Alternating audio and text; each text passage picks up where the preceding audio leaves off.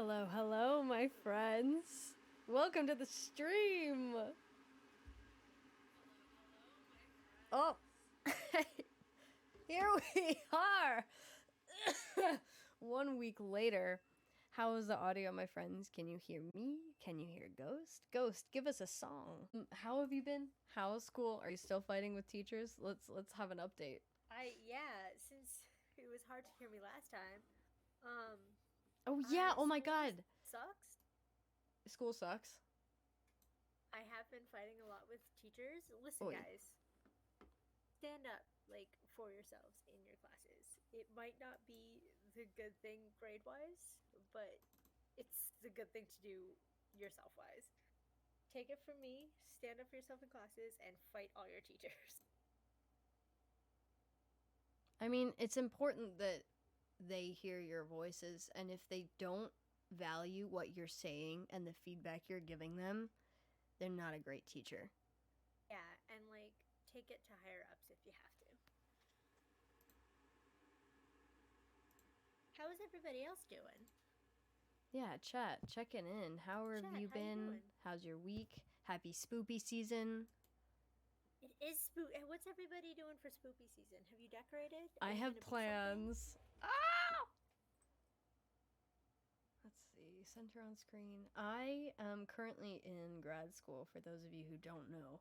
And I'm in grad school for classical theater.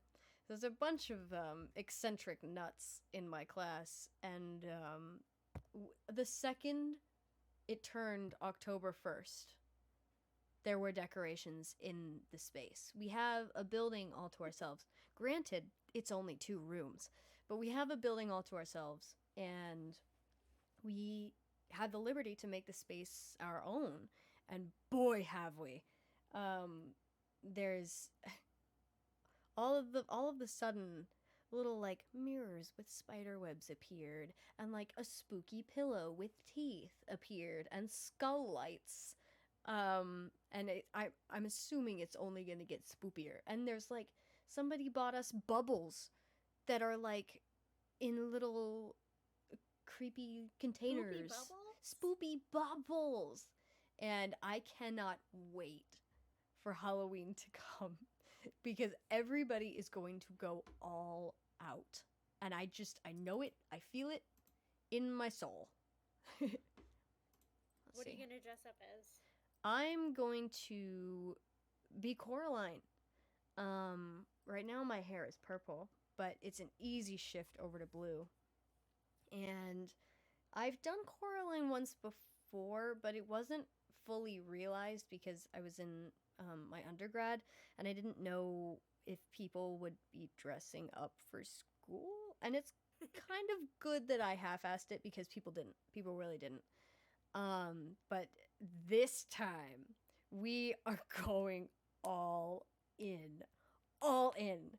Hair dye, full ass costume. I even got prescription contacts this time because my idea for communicating Coraline's button eye and like doing a dark Coraline is to black out one of my eyes instead of like putting button glasses over my own glasses, or trying to hold a button between my cheek and my brow. Too hard. My that's been my idea, is to either black out the iris of my eye, and eventually maybe I will work up to like a sclera contact, but those are really freaky and they're big and you have to be really careful with them.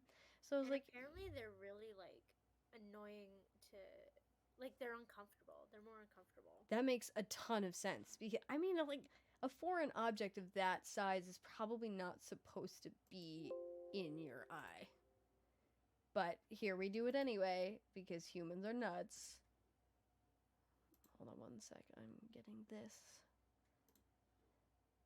added so you can see the game.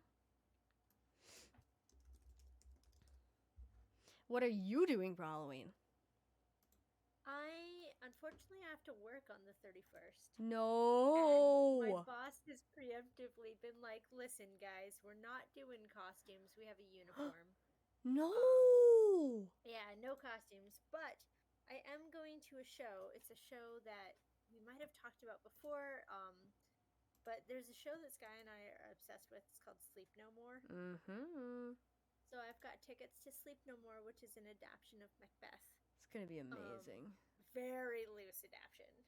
So you're going to Sleep No More, not the Halloween so I'm going party? To Sleep No More. I'm not going to the Halloween party because that was like $250. Oh! Couldn't do that. And yeah, parties are not my thing. I like staying home and playing video games. Yeah. So I've got like a ball gown that I'm probably gonna wear. Oh my god. Why not? And they're gonna love you. I'll wear my ball gown and just go to Sleep No More and do some quests. Hopefully at Sleep No More. Oh my god, it's gonna be fucking fantastic. Yeah, hopefully it'll be good. Let me lightly introduce some game audio here. Can people hear that? How is the ratio with me and Ghost Voices versus that audio? Let us know in the chat if you would be so kind. Anybody in the chat doing anything fun for Halloween? Costume-wise, party-wise? Are you a stay in and watch spooky movies kind of person, or are you like go out and face the demons of the night kind of person? If anybody has recommendations for spooky movies or things to carve the pumpkin that I bought this afternoon, please let me know. I get really complicated with my pumpkins, so please do, give me a bear. Casper's a bear, obviously. Casper the bear is the bear. Yeah. Spooky movies. My personal recommendation. All month. I've been just consuming spooky movies and TV shows all month. Mike Flanagan dropped something spooky, didn't he? Yeah, Mike Flanagan, one of my favorite directors, he just put out a new TV show. It's great. It's not as good as his other ones. It's for young adults, so it's not as spoopy. Oh. But if you're more into spoopy rather than spooky, that's a good one. Yeah. So it's about kids dying of disease. So it's quite heavy thematically. I'm a spoopy person myself. I kind of stay in the realm of, like Corpse Bride and Coraline and like the lightly creepy, scary things. But the one scary movie that I think I can do, and most of you know this, but I just adore every part of it, is Crimson Peak. Fantastic movie if you haven't seen it. It's a ghost story, but it's also a period piece, and it's Guillermo del Toro. So obviously, there's gonna be some strange things and maybe strange plot devices if you haven't seen it before. But it is an unbelievable work of cinema. I cannot believe how it held my interest from top to bottom. I was enraptured by this movie. And it's also, the beautiful. And the set design is top notch, guys. I am a big fan of the use of color in film and like purposeful use of it. And I could probably spend months exploring the color theory of this movie. It's amazing, and the performances are incredible. What is her name? The actress who plays Alice in Wonderland in the Tim Burtons is Mia Wachowski. I love her.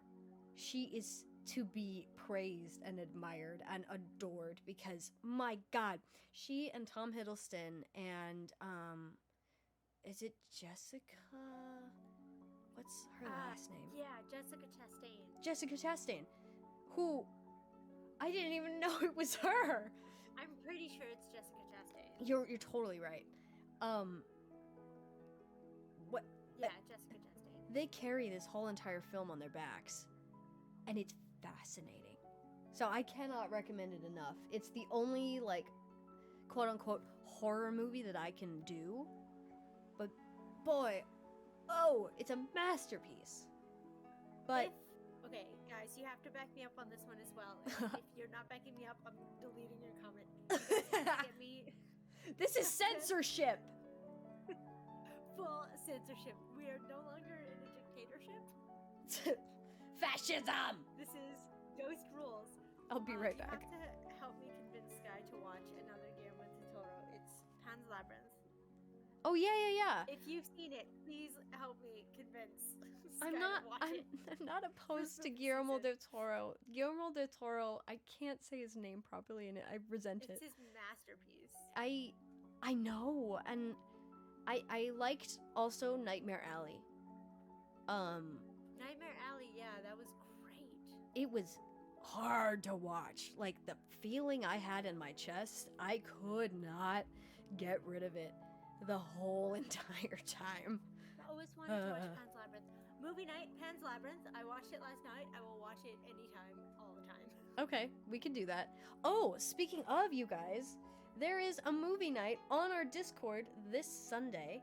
The polls are up there. Right now, it's looking like we're going to start around 8 or 9 p.m. Eastern Standard Time.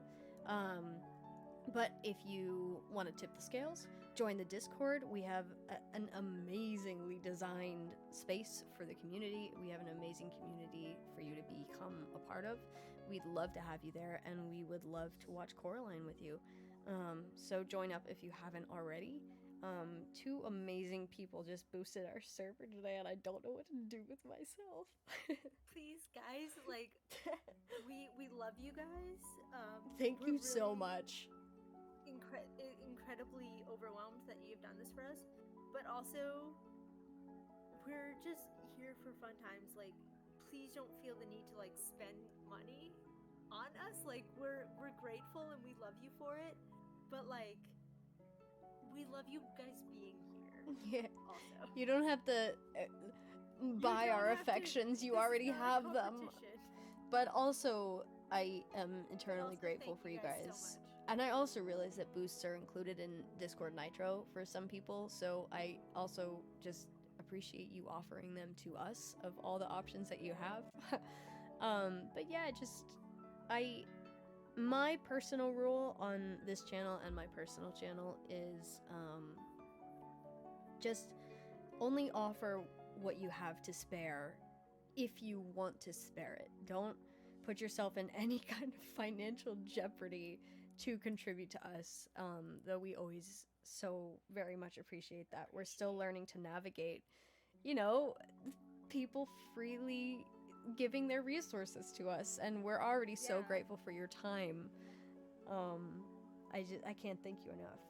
Hold on 1 second. I'm gonna step away and I'm going to pour my tea because it was a bad T-Rex and I did not time this correctly, so I'll be right back. Ghost. Entertain them. Also, they haven't heard your poem. If you want to repeat your poem. Gosh. I mean, yeah, the poem. Do you guys remember I think I've recited this poem before in an earlier stream, so if any of you guys looking through the people in chat, I don't think you guys were here for, but I'm reading the chat now. The community is stabby. It is stabby because it's a good community. All communities should be a little bit stabby. But yes, Casper, you are the stabbiest. We will not take all of your money. Please do not give us all of your money. Only, extra change. Poem time! Okay, I don't remember the author of this poem. I'm gonna look it up. It's called We Real Cool. It's the first poem I ever memorized, and I have never forgot it. It's by Gwendolyn Brooks. And it goes, we real cool. We left school, we lurk late, we strike straight. We sing sin, we thin gin, we jazz June, we die soon. And if you can look it up, it's written in a way I'm probably not saying it the way it's written, because I'm just doing this off the top of my head, but it's written weird. You know how poems be, where it's spaced out very strangely, and I know there's somewhere out there's an audio of her reading it, and she's probably going to do it much better than I did. But yeah, that's the first poem I've ever memorized. It's the one that always sticks with me. I try to learn other poems, and then I don't remember them at all. To make room for stupid quotes from media. Darn it. Why darn it? Don't darn it. What's the opposite of darning? Dismantle, unstitching? Take a seam ripper and rip out all the things that you've darned.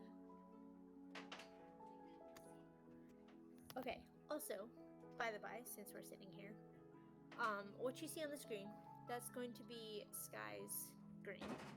And this is not my screen, so it looks like the progress has been pretty completed, but is a lie. I've not completed any. All of these progress bars are none for me. But it seems like Lucio is the least favorite, and then Portia is also the least favorite, followed by Muriel. And I've never played this game before, not once. But Nadia, from what I'm seeing right now, Nadia's gorgeous. Julian looks like a freaking bad boy. Azur looks like a twink. Muriel, sad boy. Scrunchy meow meow. Portia's gorgeous. Lucio looks like Anatole. I just voted. I don't know which one. Yeah, I don't know which ones are which either. I have returned to defend myself. Muriel is not the least favorite.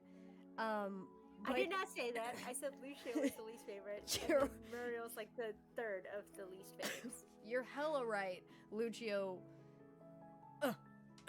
You'll find out quickly. Portia is very pretty. I'm going to let you discover why Lucio is... that progress is there. In fact, I'm ashamed it's there at all. But Muriel is my second favorite route, actually. Really? But when this game was first released, Azra, Nadia, and Julian were the only routes available, and Muriel, Portia, and Lucio are side characters. And there was this massive update, and those three characters got released, and their routes started to be released like episodics. In addition to Azra, Nadia, and Julian, when most people were kind of finishing up. And so the reason that these guys have a little bit less progress, they're just newer. But also, my friends, there is a poll. If you can find it in the chat, it's under a different tab. Go ahead and cast your vote as to who you think Ghost is going to gravitate towards. I have my ideas personally. Also probably gave you a hint by like me describing all of them. Like... Yep. Also, before we get going, tell us what kind of tea you have now that I have my tea. It's mandatory. I It like is Portia. mandatory. Says Casper. Casper, you're in good Peppermint company. tea with honey. Yummy, simple, Classic. gorgeous. How are our audio levels compared to each other? Ghost and Eyes. I can adjust. I think maybe Ghost might need to be a little bit louder, but let me know where you guys are at. Oh my god, Peppermint Tea Gang! Sounds like there's more peppermint tea. They're twins. Ghost is a little bit quiet. Cool. That's what I thought. Let's boost ya. Ooh, in the background. Let's boost ya. We're gonna go level 1. Let's try that. Ghost, can you give us some text to work with? More text to work with. Text to work with. I'd have so many text. I have whole shelves of text. Whole shelves of text? Whole shelves of text. Well, there's also an airplane going by. Sounds better. Good. Excellent. My work, they're all big nerds about planes and military stuff. And now every time a plane goes by, I look up and see the planes that go by. I don't know what they're called, but I'm always like, oh shit, like, that's an important plane. Oh, jeez. every time you do a plane goes by at work, on the radio, somebody will go, "Hey guys, just so you guys know, there is a, blah blah blah kind of plane flying overhead that was made in like 1943 and like whatever, Whoa. served in whatever countries." And I was like, how do you fucking know that? They're like walking encyclopedias. Yeah. They Oh know a my. lot. It's crazy. Or like any ship will pass by and you can point to it and they'll tell you all about that ship. Wow. Yeah. It's We've really got, niche knowledge. It's really crazy. We've got 2 military ships that are next to us right now, and it's the level of knowledge my coworkers have is insane. Wow, that's impressive. All right, last Yeah. thing before we get going, what kind of tea do you have? Just got a bunch of packs on The Sims, and I'm blown away. I've never played The Sims. I am using the most gorgeous teacup that Ghost brought me from her travels in Turkey, and it has a little purple magenta twinge on the bottom of it, but my tea is bright blue, and it's it also has gold ornamentation, and it looks amazing, you guys. I can't describe that. Uh-oh, you broke up for a second. Are you still there? Take a picture, put it in the Discord. Okay, I will. Everybody, if you have a really cute tea setup, take a picture, put it in the Discord. We would love to see it. We will. Do you have tea, Ghost? I was a bad T-Rex, and I don't have tea currently, because if I walk away from my computer, I'm gonna... I don't trust my internet enough. Oh, that's so fair. On our break, I will make tea, and it will be a chai. You're providing the internet? You are the router? I am the router. Yeah, basically. All right. And yeah, I will be drinking out of the sister teacup to yours, which is blue. Yeah. One day we will send a picture to the Discord of those two things together. But, my friends, without further ado, welcome to the Arcana. Let's get going. Let's go.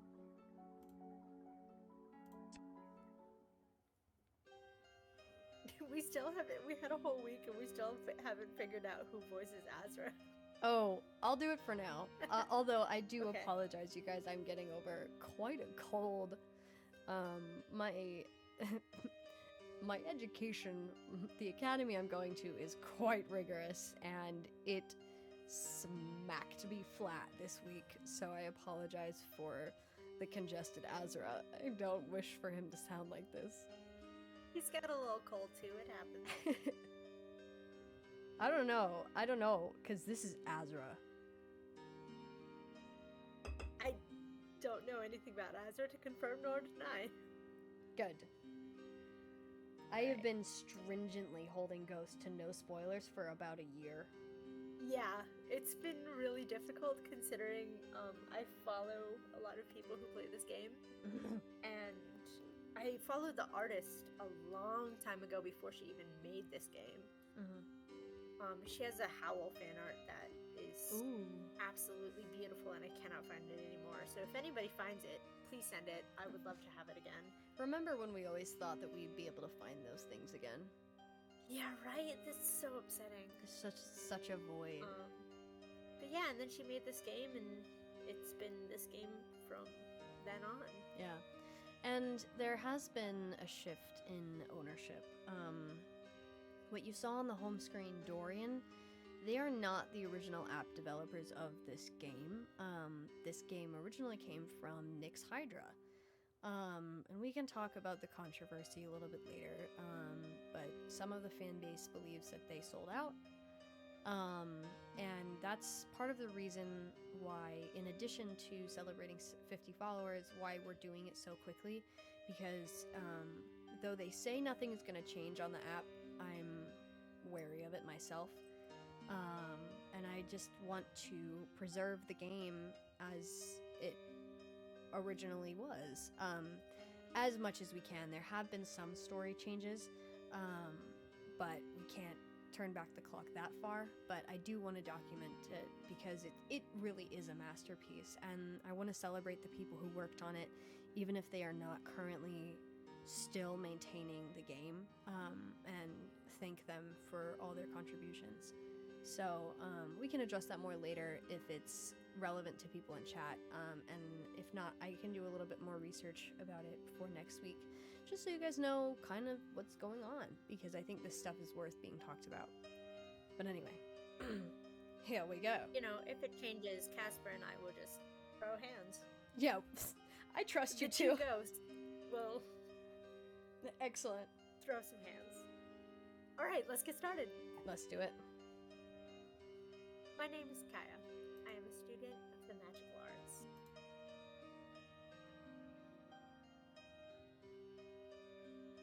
I live and train in the city of Vesuvia. I have a knife and I'm not afraid to use it. Casper. Me too, Casper. I'll make sure we have a stabby emote just for you. Tonight, the evening fog is thick, blanketing the street in an ethereal, milky glow.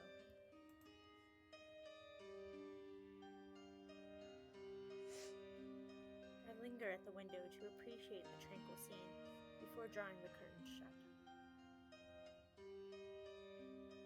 I'll miss you. My master, Azra, the fortune teller, I know nothing of his past. Yet, he's taught me all I know of magic.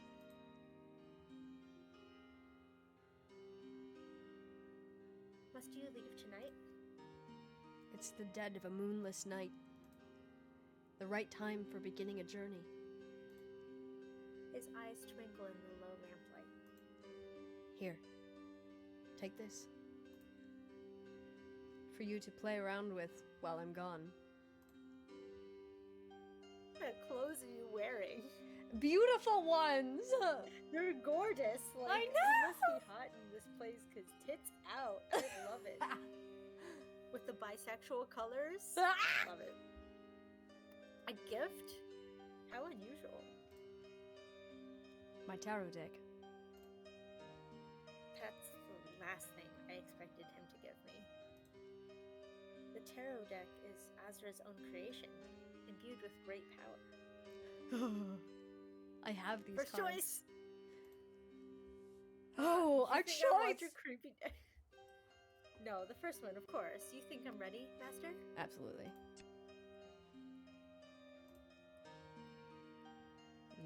I am gonna figure out his accent, I promise, guys. You're still calling me that. You know, I can't answer that for you. Absolutely can, dude. You've made incredible progress, but you still won't let go of your doubt. Do you think you're ready?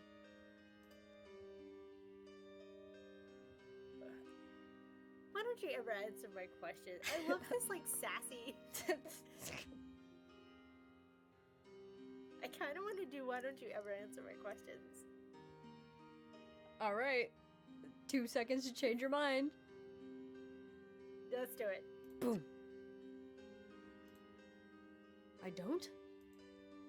Well, I may not have all the answers you seek, but Eyeliner on point. the cards do.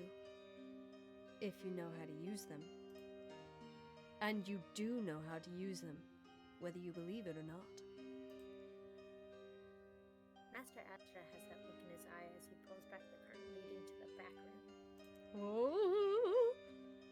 Let's see how well you've learned. This is one of my A few favorite rays- backgrounds. Whoop. Sorry. It's okay. A few rays of starlight peek through the gauzy curtain. It's been a while since we've practiced. Oh my gosh. Oh my god. Kaya can be freaking mean, dude. Stop going for his throat. I mean... because I've perfected it seems so cocky, but because I you're know. almost gone seems so arrogant too. Like, They're I don't not. want to be arrogant, but I also don't want to be like, you're fucking always gone, my guy. I do resent this choice. I kind of want to because you're always gone. Okay.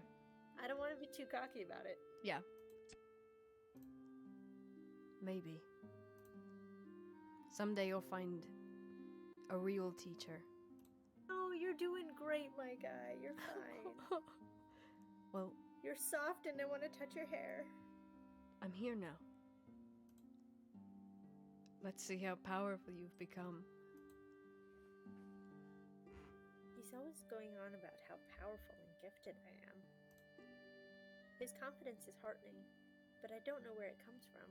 Casper says, "Power!" When we sit down, something brushes along my ankle, smooth and cool. Oh? He reaches down from his chair and holds out his hand. Oh, baby! Faust, Faust, Faust! A long purple serpent winds her way up his arm. She flicks her tongue at me. It's baby! It's Faust. Azra's familiar. She's pleased to see me, I think. Stabby snack. Snakes are so good. If we're all here, let's begin. She's so little. She I expected her to is. be bigger. No, she's baby. I shuffle the deck. His gaze follows the cards as they slip through my fingers. Oh, here goes. Which one would you like? Top left. High Priestess. High Priestess. Azra leans close, expectant. And what is she telling you? Is she speaking to you now? When the cards speak to me, it isn't in any human tongue. Oh! Nonetheless, when my mind is clear, the answer comes to me. You've forsaken her. Oh my gosh! I have? Yes, you've pushed her away and buried her voice. What? Whoa. Azra frowns but says nothing, waiting for me to continue. She calls out, but you won't listen. Master, if you ignore her... Knockety knock. A sharp knocking startles all three of us. A customer? At this hour? Did we forget to put out the lantern again? Look at the snake, her little happy little ooh mouth. Oh, just as well. I can't stay any longer. No wonder, you're always freaking leaving. We were right. Azra gathers up his things to leave. Whatever is hanging from the ceiling, I'm really enjoying. I guess I wonder never where really... he's going this time, and what he'll bring back. I guess I never really looked at it, because, like, I was like, oh yeah, just light. But it looks like maybe it's a potion. Yeah, like a light potion or something. Yeah. There is, you'll meet later how the stove works for the two of them. The stove is a character? Well, not necessarily, but you'll see. Oh, I love Calcifer. But I know better than to ask him. He never answers. Well then, take care of yourself, Kaya. Still has something to say, but he won't say it. Until, wait, hold on. Look at his hat! Until we meet again. I love his little feather hat. Me too. His exploring outfit. He's so dramatic. He parts the curtain soundlessly and slips out the back door. Oh. Azra's barely left when the mystery visitor knocks again. Impatient, by the sound of it. Let's open. We're so powerful. I open the door. The figure steps inside and begins to unwind the shawl from her neck. Ooh, she's pretty! Okay. Do you want to voice her? Or would I don't you like know. me to voice her? Huh? I Do you think already she'd have have a voice for her? I think she'd have a heavy accent, but I am not able to do something regional, so she's just gonna have to be British. I'm not good at accents. I know What? what she sounds like in my head, but I don't think I'd be able to translate that to my tongue. Okay, hold on. We lost the audio, or what? We lost the visual. Hold on.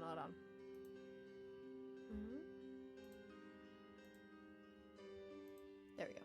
We're back. Oh. Forgive me for the They hour. like her- I forgot I'm sorry. forgot what you said. It's forgive me for the hour, but I will not suffer another sleepless night. Wow, those words tripped on my tongue. Sleepless night. The elegant cloth slips away, revealing the visitor's face. At the sight of her, my heart Whoa. jumps to my throat. Yeah, because her hair is stunning. Look at her. Yeah.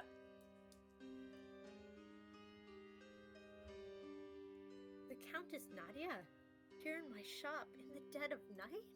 Oh. Her eyes are red. Yes, they are. She's a vampire.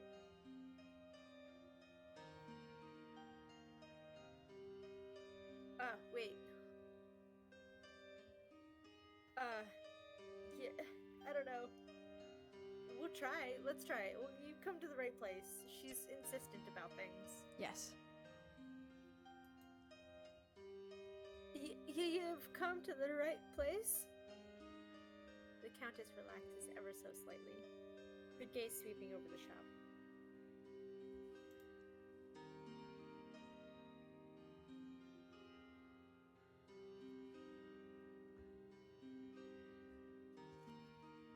Trying to figure out a voice for her. How to, I know, me translate too. the voice in my head to her tongue. Yeah.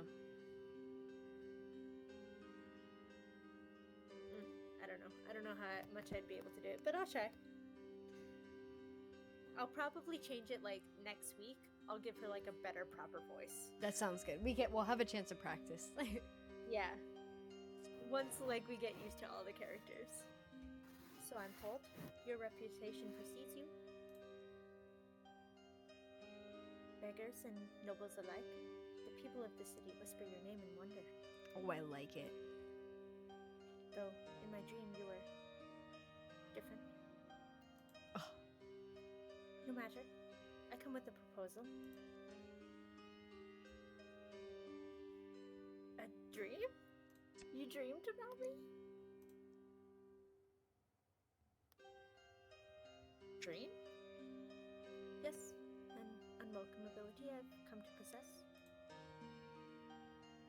My dreams are haunted by visions of a future waiting to unfold. But the future I saw, the one that brought me to you, this one I will not allow to pass. Ooh, look at this scowl. I bet when she gets angry, she backhands you like nobody's business. With all the like jewelry on her fingers too. Ooh. What's this proposal? Mm? Are you nervous, perhaps? You needn't be. I require very little of you. Come to the palace and be my guest for a short while. Bro, just like that? Yeah, just like that. You will be afforded every luxury, of course. I ask only that you bring your skill and the Arcana.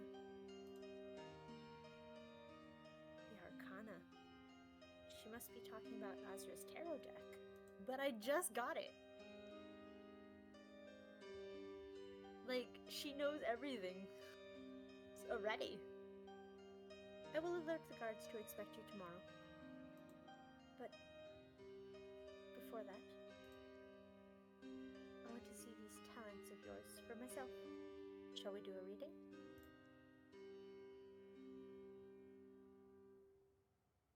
Bro, I'm nervous now. She's gonna die. Under her imperious gaze. Is that even how you pronounce it? I don't even know. I think so. I usher her to the humble back room. Imperious? I think you got it right. Ooh, here we go. One of the two. The Countess seats herself across from me. Her gaze darts around the small space before falling on the cards on the table between us. As I shuffle the deck, she folds her hands before her and closes her eyes.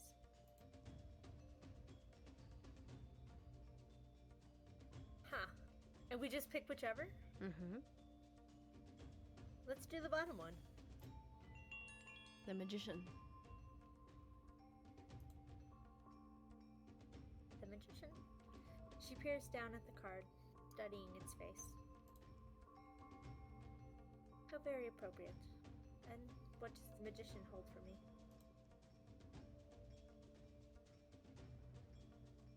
My mind is clear. The answer comes to me as easily as ever. You have a plan. One that's important to you. And? Should I set it in motion? Her eyes pierce me, flashing brilliantly in the lamplight. Yeah, it would if they're red. I wonder, like, if I always think that whole thing about like when humans' eyes reflect light because they're not supposed to, in like media, is always so cool. I always think about that all the time. They're not supposed to? Yeah. Oh, like you mean in No, they're the not way supposed to. that like dogs Like they don't get like the reflect demon light eye? Yeah. in the dark. Yeah, yeah, yeah. So whenever a piece of media has humans' eyes reflecting light in the dark to show like how unnatural they are, it always I love it so much. I understand. Yes, now is the time to act. Everything has fallen into place. Say no more. Abruptly, she stands, giving the card one last glance. She throws back the curtains, striding back into the shop proper. Yeah, she seems like royalty, doesn't she? Yup. Your fortunes are straightforward, much the same as the others I've heard. Wow, that's so dismissive. No, but wait. And yet, you are the first to pique my interest. The Countess crosses to the front door, winding the shawl around her face.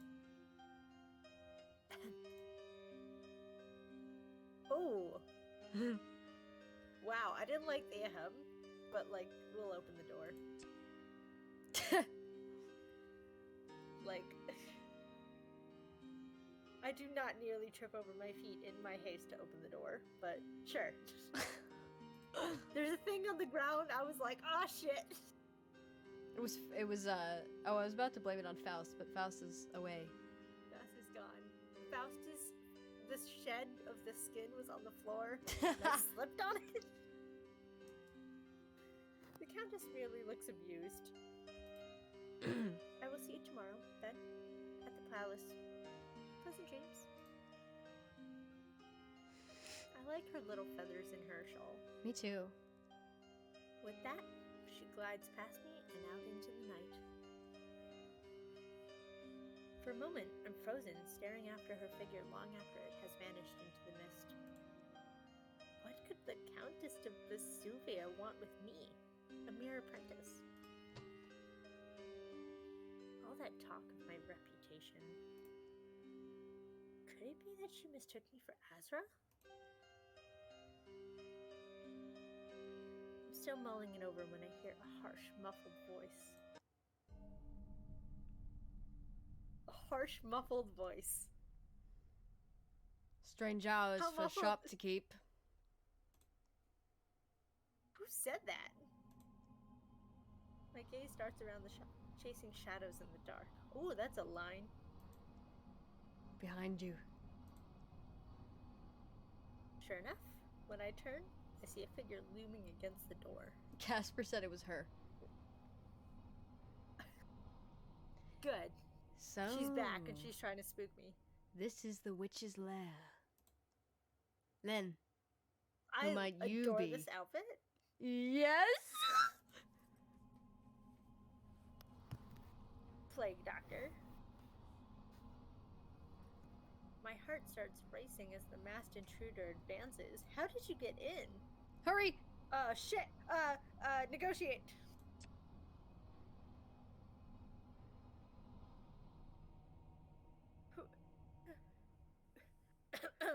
Who's asking?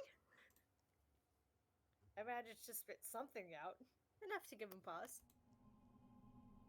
I'm asking. I'd rather not do it again. Okay, bitch. The squeal of leather makes me wince as the stranger reaches for the mask and tosses it to the floor. As I suspected. Shock. Horror. You know who I am, don't you? Looks like, reminds me of, oh shit, I'm a terrible person. What's his name? The sword, the evil sword from Skyward Sword. Girahim? Girahim! No way! The Demon Lord Girahim. Girahim? A little bit. Who, in the lore of Tea Time Games, I also voiced. Yeah, you were excellent at it. Thank that was you. The perfect voice. Thank you very much. I do know his face. I've seen it on the wanted posters around the city. But his name eludes me. No matter. Quickly now, where is the witch? I take a deep breath to calm myself. It seems he only wants information, nothing more. Master Azra is gone. I don't know where. He never tells me. Master, is it? Oh, X's. I won't pry into your personal affairs. They totally dated, for sure. But if you don't know, and I don't know, why don't we ask your magic cards? Everybody wants to see my magic cards. Huh? That is what the room in the back is for, isn't it? I give the hesitant nod, unsure of the motives behind his odd request. After you, then. He dropped himself into the reading chair. Hello! Nayan! Hello. Thanks for being here. Nyan, hello!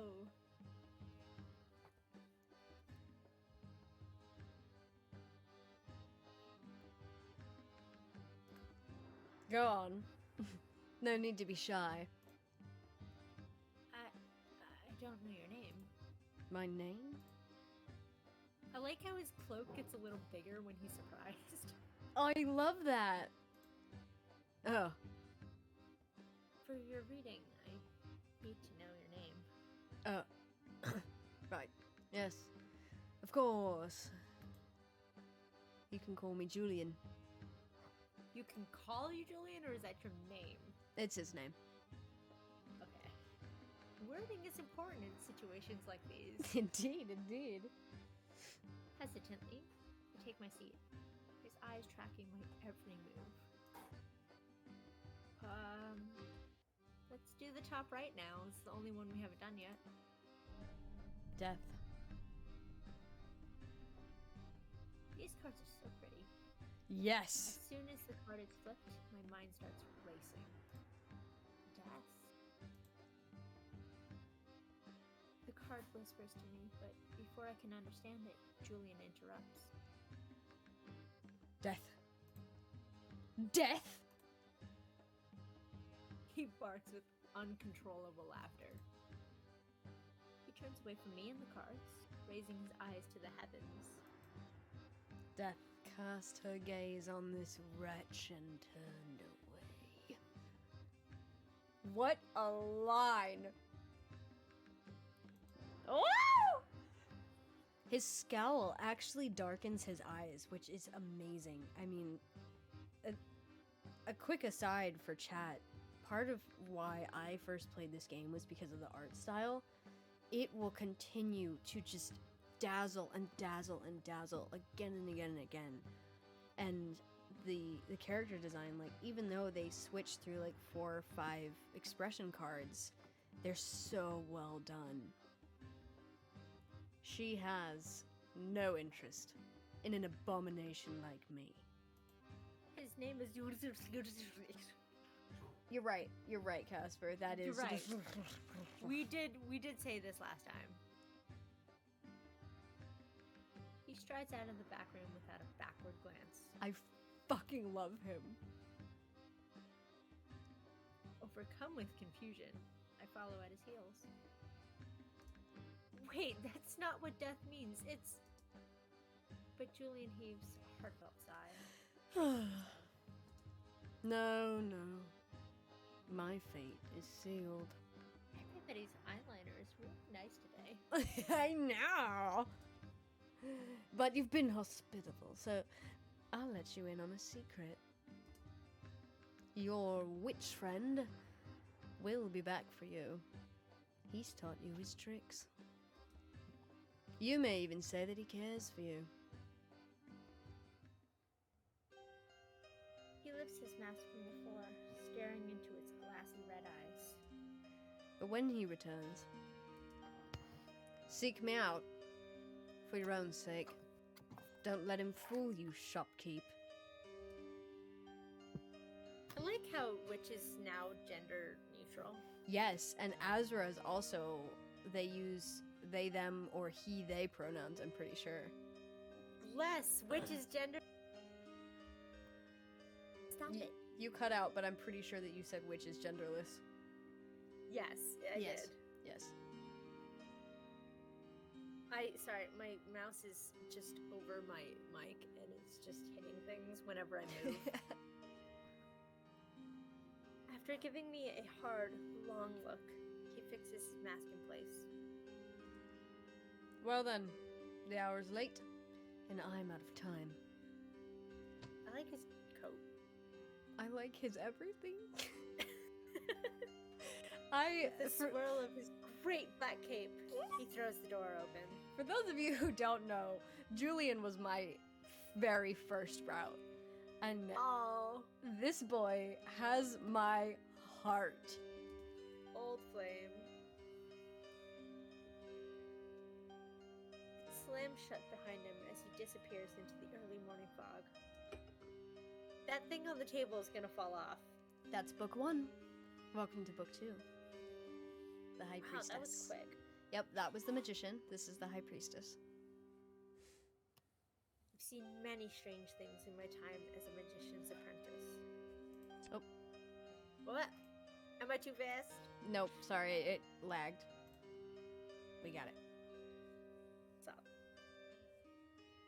But the events of this night were the strangest yet. Seeking a moment's rest, I go upstairs to lie down. Slip away, lost in a dream. Have you guys been watching The Sandman? Guys, watch The Sandman. This would go so well with The Sandman. Ooh, I'll start it. Please This is do. one of my favorite pieces of music in the whole entire game. The sky is no more than a slim, green line along the endless horizon.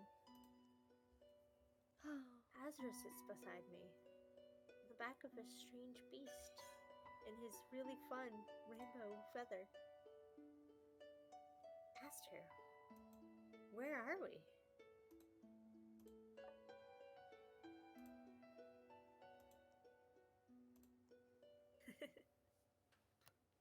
Dark clouds bear down all around the landscape, a shifting sea of rust-colored sand.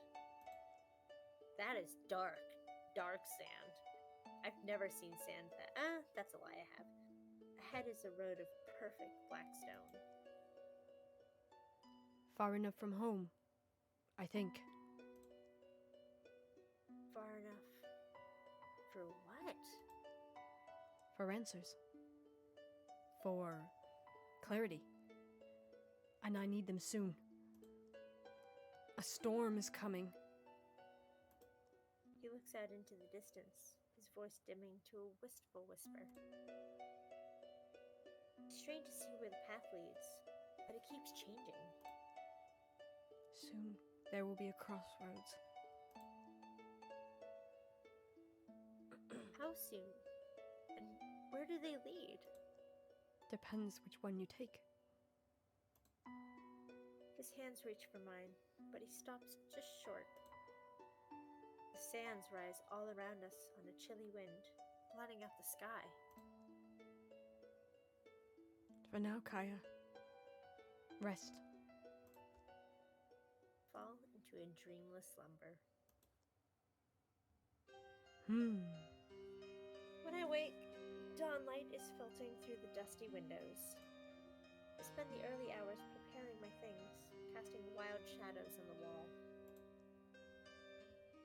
I am to meet the Countess at the palace for some unknown purpose. I throw on a traveling cloak and hurry outside, dragging the heavy door shut behind me. After last night's intrusion, I turn the first lock, and then the second, and third. Almost satisfied, I press my right hand to the door and whisper a cross-me-not spell. Ooh. White whorls glow deep within the door, slowly fading into the grain.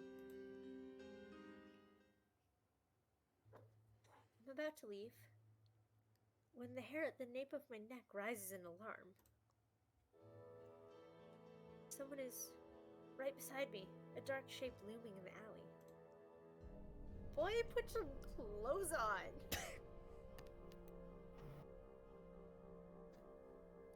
The form is certainly human, though enormous in size. Everybody into kinky shit is really invested now. You'll find out why he's clad like that. The form is certainly human. Oh no, I said this already, my bad. Their flesh is scored with scars, clean and jagged, shallow and deep. Shrouded in a pall of weather-beaten furs. Hard to make out a face. But they are definitely watching me. Scrungly little meow meow. They stand between me and the road to the palace. Casper, that's frocking kinky. That's frocking kinky, guys. Frocking kinky. I don't think we can walk past. They're completely blocking the road, I think. Can you move?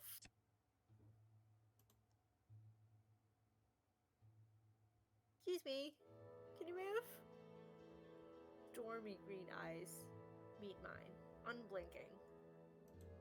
The hulking figure slowly slides to the left, clear of my path. I hear the rattle of weighty chains swinging ominously beneath their robes. Square my shoulders and march forward.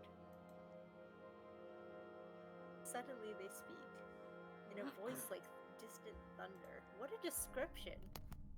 He will return. Uninvited. He will offer you an escape when you need it most. Turn it away, or you fall into his hand. Just like the rest of us.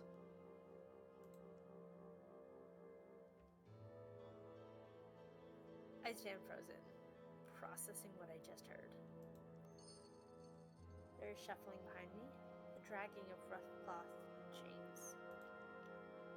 And then, silence. I look up and down the foggy alley. I walk past with a neff. Niff. I left the shop, and then wasn't someone else here just now? This is important.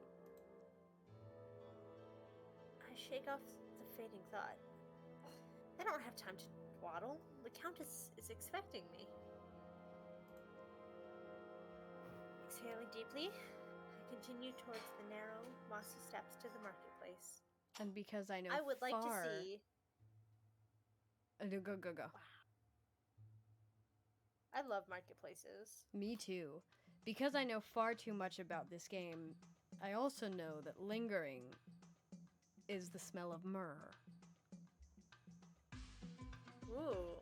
Marketplace. I like the smell of myrrh.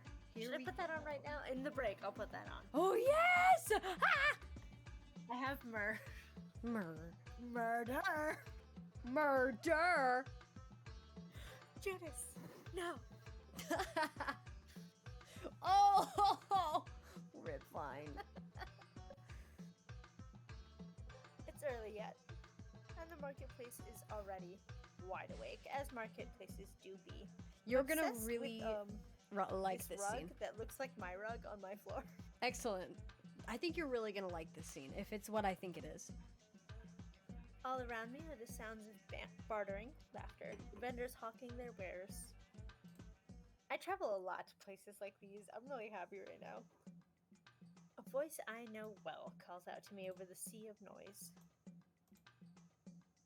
We're gonna have some baked goods, y'all! Gaia, have you eaten? I've got that pumpkin loaf you like in the oven. Won't be long now. Come sit down, talk for a while.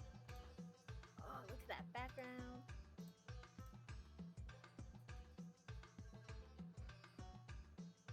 I sniff the air, and my stomach twists in hunger. I didn't know if I had a marketplace background. I do not. Then again, I should be careful of the time. We are having bread. Yes, you must stay for the bread. For sure. We are definitely having bread. Oh, you guys, I will post on the Instagram. There's a recipe for this bread. Really? Yes, and you're making Ghost, some bread. I expect you to make it for me. Please, thank you. That's all. I just got a pumpkin.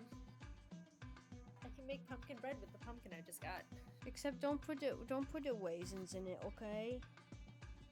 Don't put what? Don't put the raisins in it. You don't like raisins? Not in bread. I will not put the raisins in your pumpkin bread. Thank you.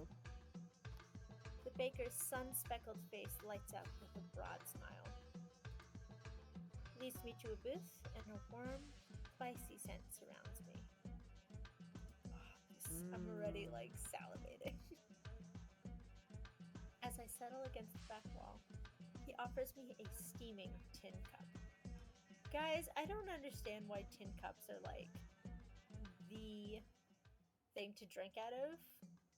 They get hot. I don't understand. They're hot. And where is Azra? Sleeping in. I sip my hot, minty drink. Interesting. Okay, we're having mint tea out here as well as everybody else. Ooh, chat won the day today. Chat won here. We got minty tea. He's on a journey.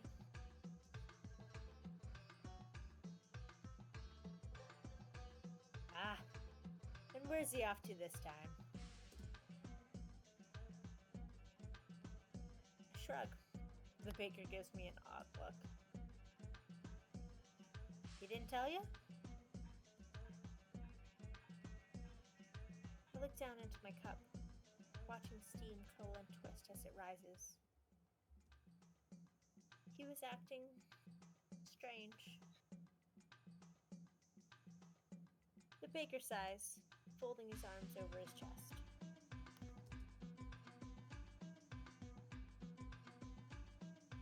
So he's off on some mysterious journey. That's nothing new. But what of your mysterious journey, if I may ask? Shaken from my reverie, I blink up at him, startled. There's been whispers all morning, you know. Wow, already? Like, like we didn't even. It's a secret journey, and everybody knows already. News travels fast. We are bad at keeping secrets. The Countess is bad at keeping secrets.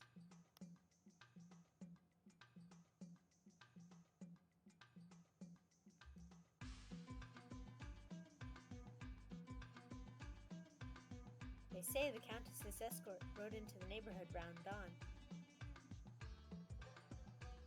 He gives me a meaningful look, clearly fishing for gossip. But I smile and shake my head, downing my drink. How's that bread coming along? Mysterious as ever, you and Az are both.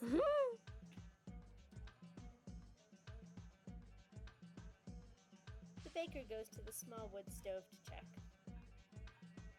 There, all wrapped up for the road. Aw. I place a coin on the table and hand off my empty cup. Toss a coin to your witcher. Now run along. Don't keep the Countess waiting. We didn't even try to deny that. I give a backwards wave and head back out to the flow of traffic. Ooh, what are these posters? Scribbly scrabbles. As I climb the well-worn steps, something catches my eye. Fortune teller's booth, tucked away in a shady corner. How nostalgic. Azra once operated at a place just like it. As I'm lost in my musings, a patron emerges from the booth. I can read. Ooh, I know who she is. Lucky numbers, check. Groceries. I don't notice them backing into me until we crash into each other. Ah! The impact makes me stumble, teetering on the edge of the step. It also upsets the basket balanced on the stranger's hip, which sends a dozen pomegranates rolling downstairs. Oh, perfect. As if I wasn't already late. She is start drama. No, we'll help. Start drama is so... that's so unnecessary. I drop into a crouch behind the stranger to help. I spot a pomegranate as it's about to be stomped under a stray hoof and swipe it all at the last second. I would have had freaking pomegranate juice everywhere. Pumpkin bread recipe is up. Hell yeah. Oh, Casper wanted to start drama. Oh, I'm sorry, Casper.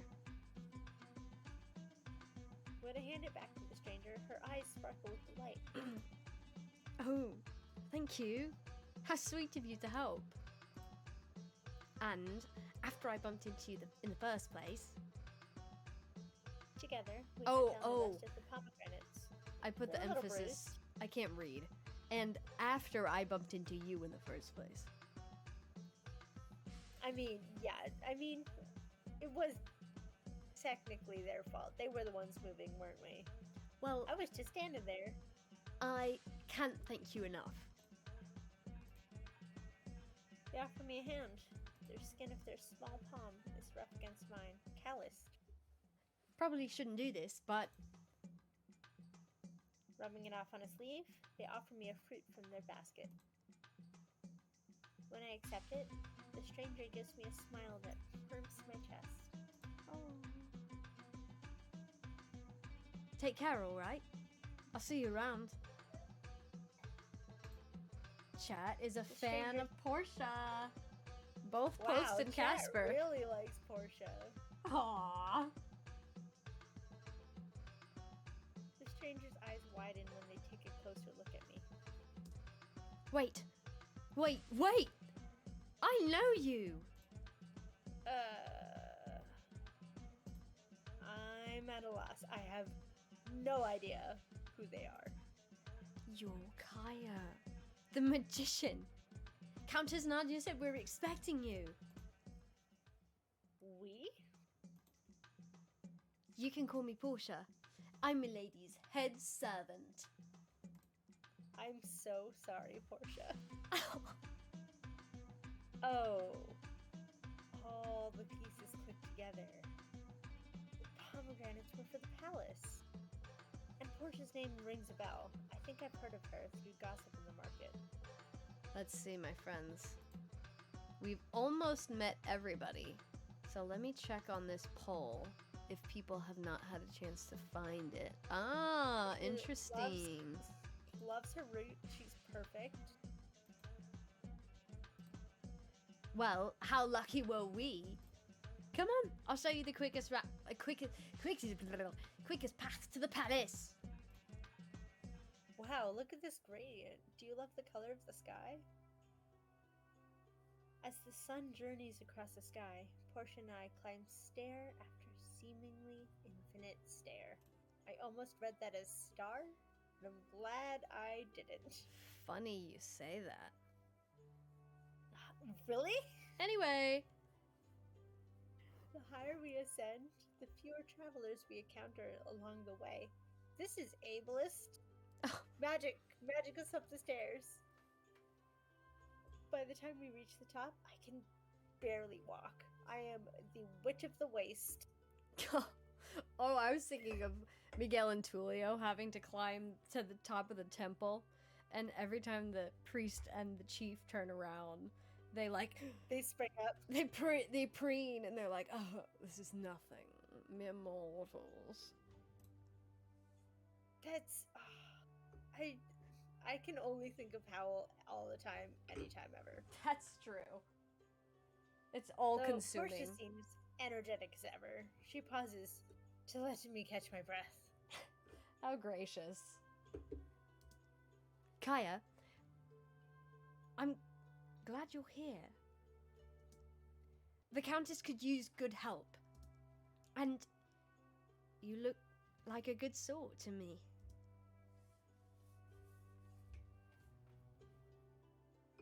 Oh my god, we are rich. Isn't it beautiful? I don't love the window. I love the palace. It looks awesome. Yeah, I see where you're coming from. The probably room has some meaning or something though. If we find the route with that room in it, it's amazing. Okay. It's just from afar. Yeah. When we reach the palace, it's near dark. That took us all day because I left in the morning. Yep. Before me is a towering gate of twisted iron. Beyond that, the palace rises in a swirl of glittering spires. I love spires. 2 guards stand on either side of the gate. Their eyes glint at me from behind their helmets. But they lower their weapons when they see Portia. Good luck. Oh, shit. Ludovico, Bloodmealer, this is Kaya. She'll be staying as our guest. Kaya, Ludovico, and Bloodmealer. Nicely done keeping those the same name both times. Thank you. The guards nod at me, their stiff posture relaxing. In unison, they push open the heavy iron gate.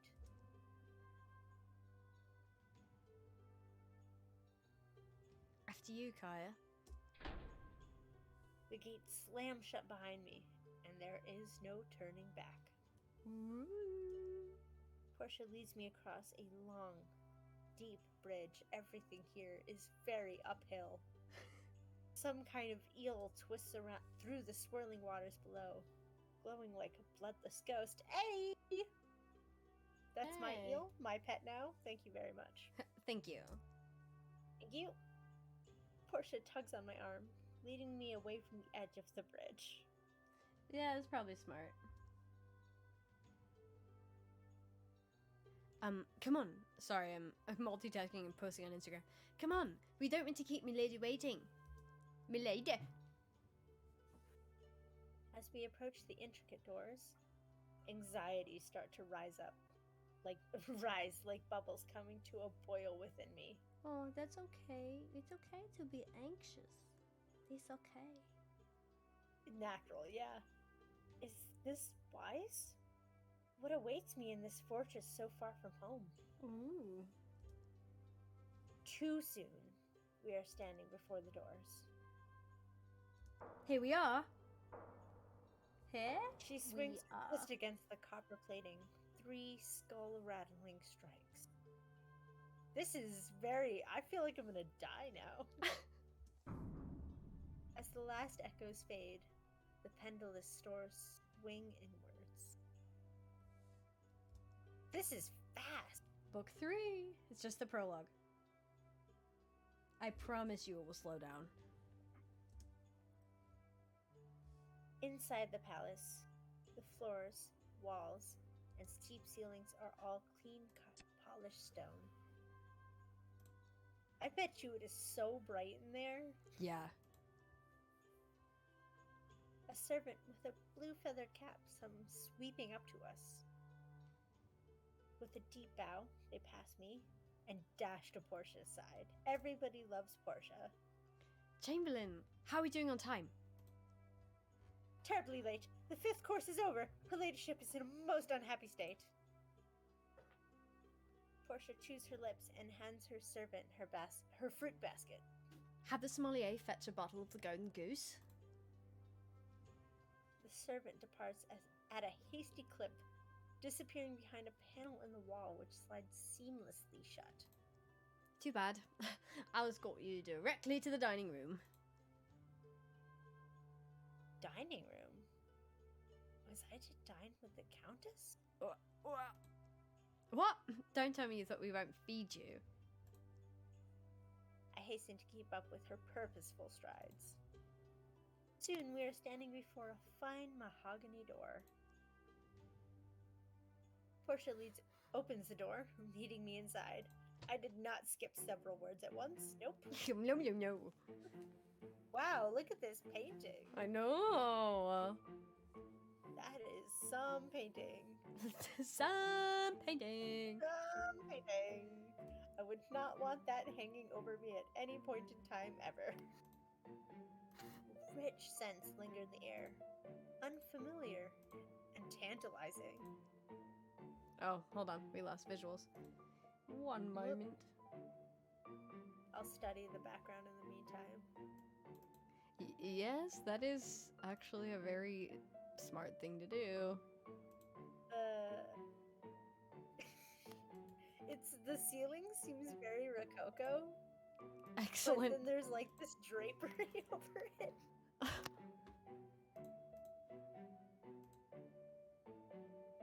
Come on now. Little sauce. You can do it. I believe in you. Why are you not being nice to me? Hmm?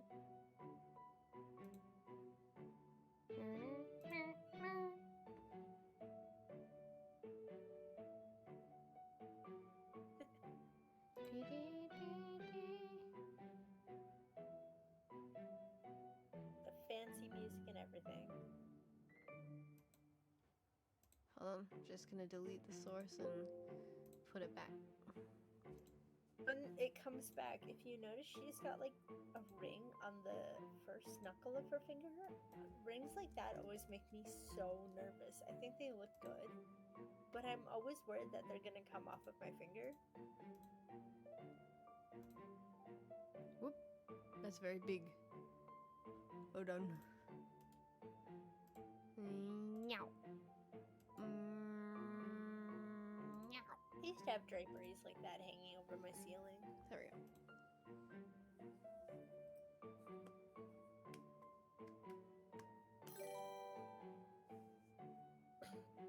Alright, looks back. Oh, we have a new follower.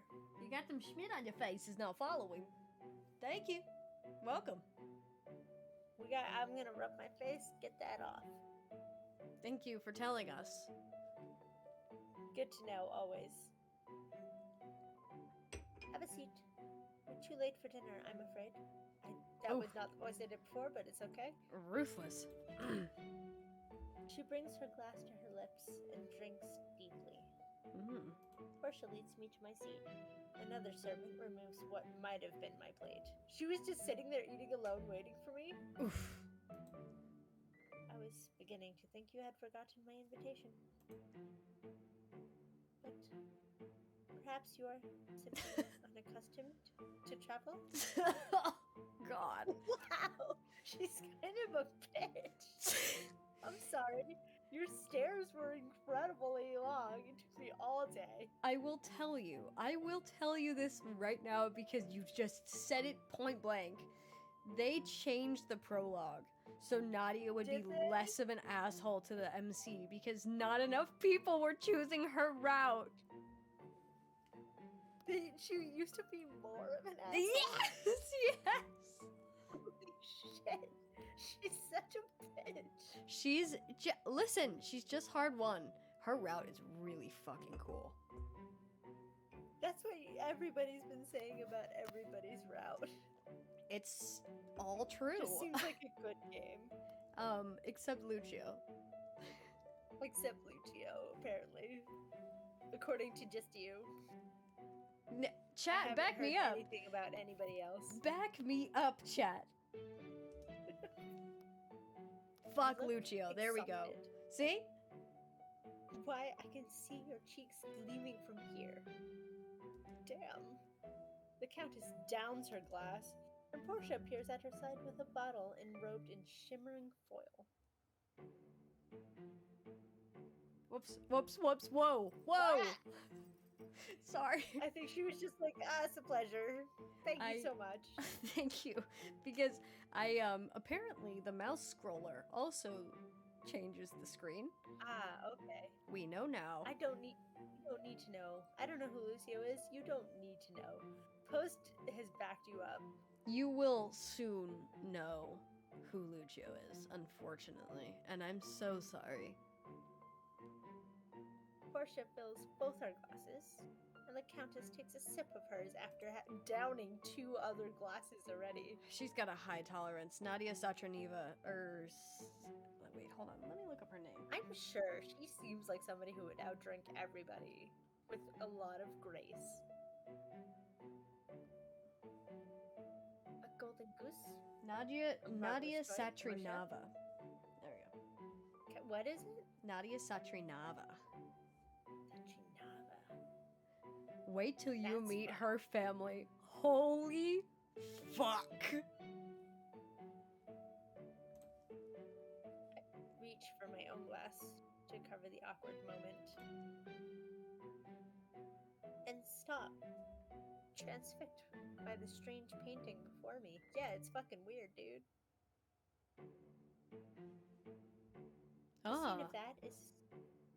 The scene is that of a meal shared among a host of figures with the heads of beasts.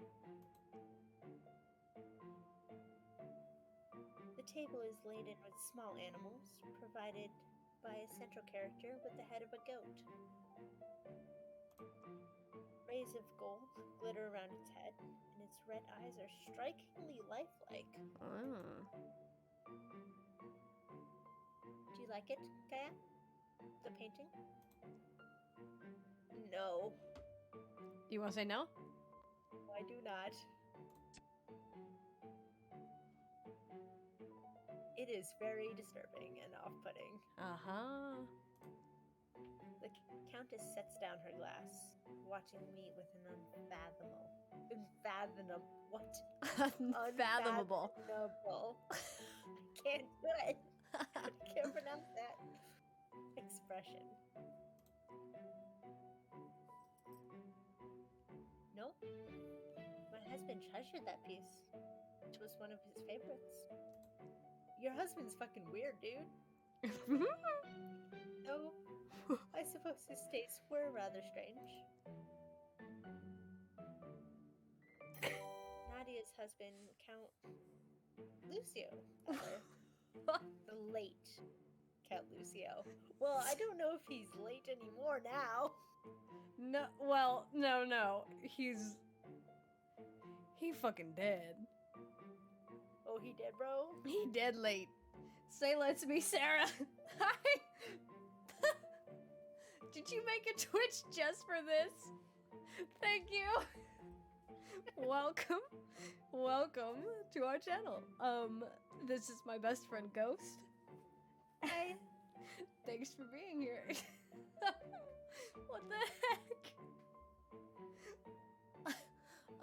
This is one of my classmates. Oh, hello. Thank you for coming. Yeah, thanks for being here. And making a Twitch to be here, apparently. I know. He's the goat in the middle, of course. Ever the provider. Lucio had the populace eating out of the palm of his hand. Much like the painting, I suppose. Whatever he offered, the people gobbled it up. They worshipped him.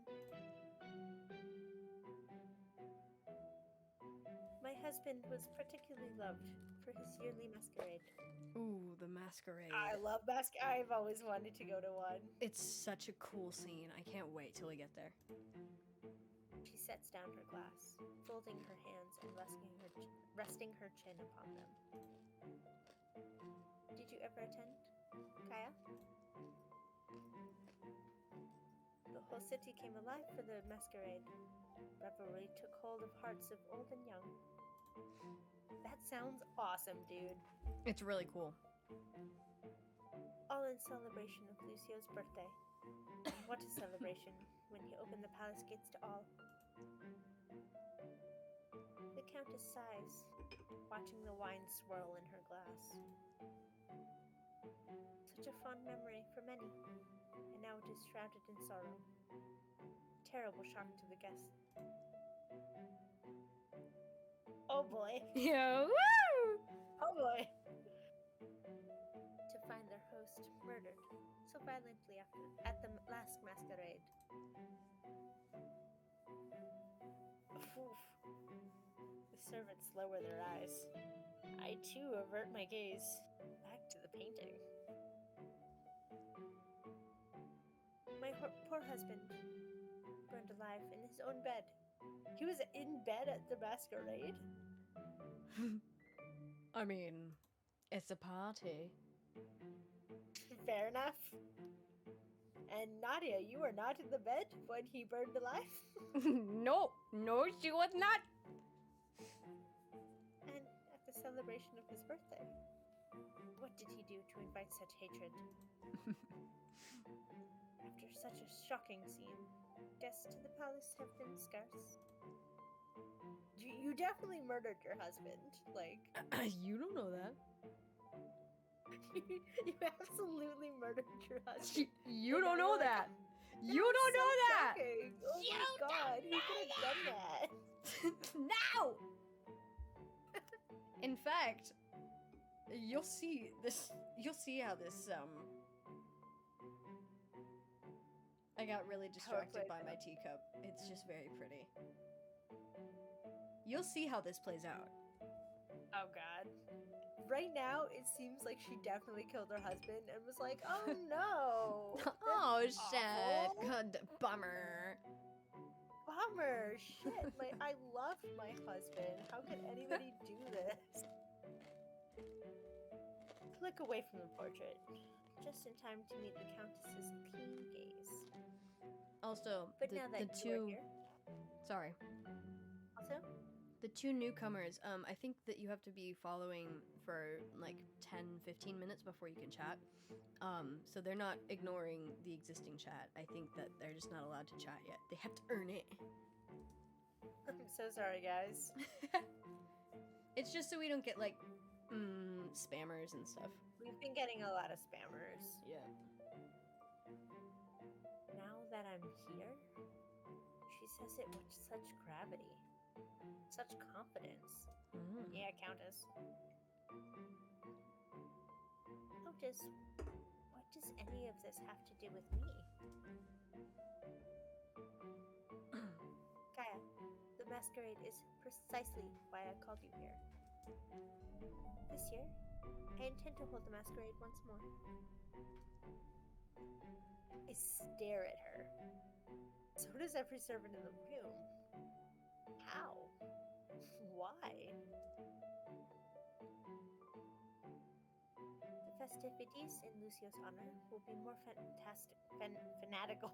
Not fantastical, probably fantastical. More fanatical, excuse me. Fantastical than ever. That's Wow, funny, you made the reverse. Exactly. I got it.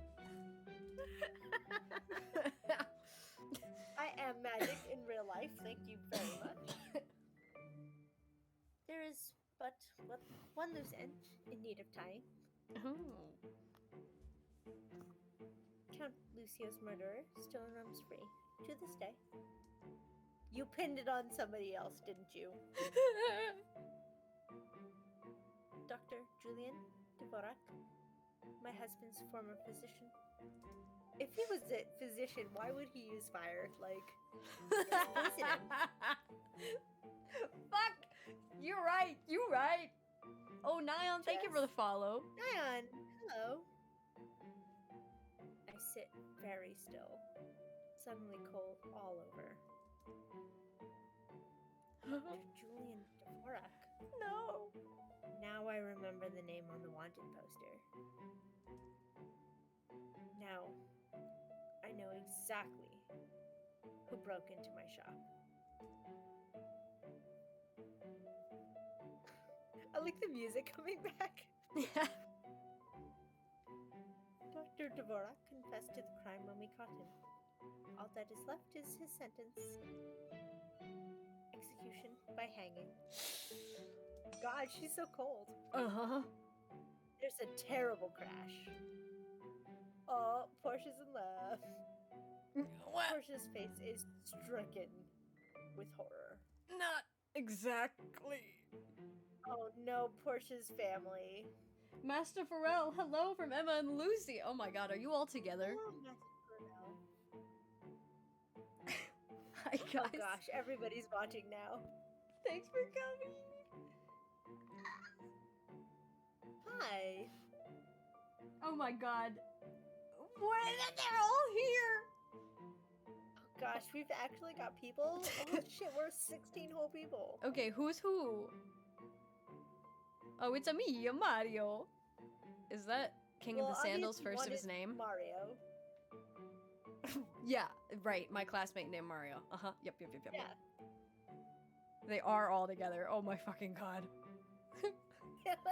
It's Sarah. Obviously, another Sarah. Casper likes to stab. You will learn this many times over. So Yep. And if you forget, stream. you'll be reminded. Yeah. Not all of us. Okay, just some of them.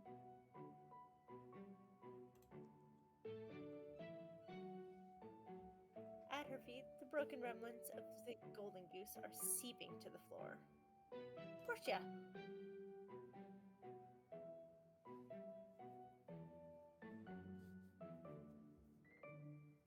Oh, shit. She's my voice. Forgive me, my lady. Slippery hands.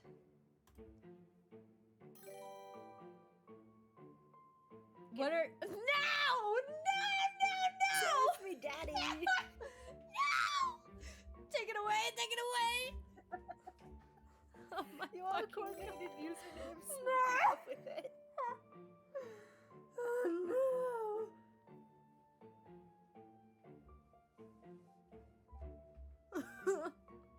No! Just for this. You guys made Twitches just for this. Thank you so much. Thank you. Thanks for coming, you guys. I'm like, in maybe some months, I'll meet you guys in person. You'll be like, oh, you're the fucking nut job on the other side of the stream. Yeah. Oh, you're that one. There's a mustache man. What kind of mustache, though? Very important to know. No, Mistress of Rebels wants recognition. I love you, Sayla. Oh, Hi, you got some Schmidt on your face. I know exactly who you are. What they're referring to in class, we're allowed to present honorifics of how we want to be addressed because there's one teacher who addresses us with our last names, kind of like a Dead Poets-esque. And a couple weeks ago, we decided to do some hijinks, and we all changed our honorifics to severely eccentric things. So, for instance, I'm Capitan Krieger, and Schmidt on your face is Mistress of Revels, and one of my other classmates is King of the Sandals, first of his name. And our poor teacher had to memorize them all, but now he actually addresses us as such. That's yeah, I've seen that. I love it. Yep, on all the print materials in class. I'm consider me impressed. I wish my professors would do that. The ones who call us by our last names just call us by our last names. Oh, Colton is Mustache Man 10/10? Yes. This is so wholesome. Thank you guys for being here. My god. Well, anyway, thank you for the follows. We are playing, hold on, I'll type it into the chat. But we are in the middle of the prologue of the Arcana. And I'm sure some of you have played this before. Kira, this is what I recommended to you. I think you are really gonna like this game. Two servants rushed to her aid, sweeping away the shattered mess with wind sprint speed. This is where you come in, Kaya. Dr. Dvorak has been very elusive. But you have quite the reputation. Rumor has it that you have surpassed even your master Astra. Who said that? Whomst. Lies and slander, sir. Whomst. Who's spreading lies? I myself see the future in dreams, whether I like it or not. And this is how I know that you are the one who will find Dr. Dvorak. Hold on, I'm turning my mic down.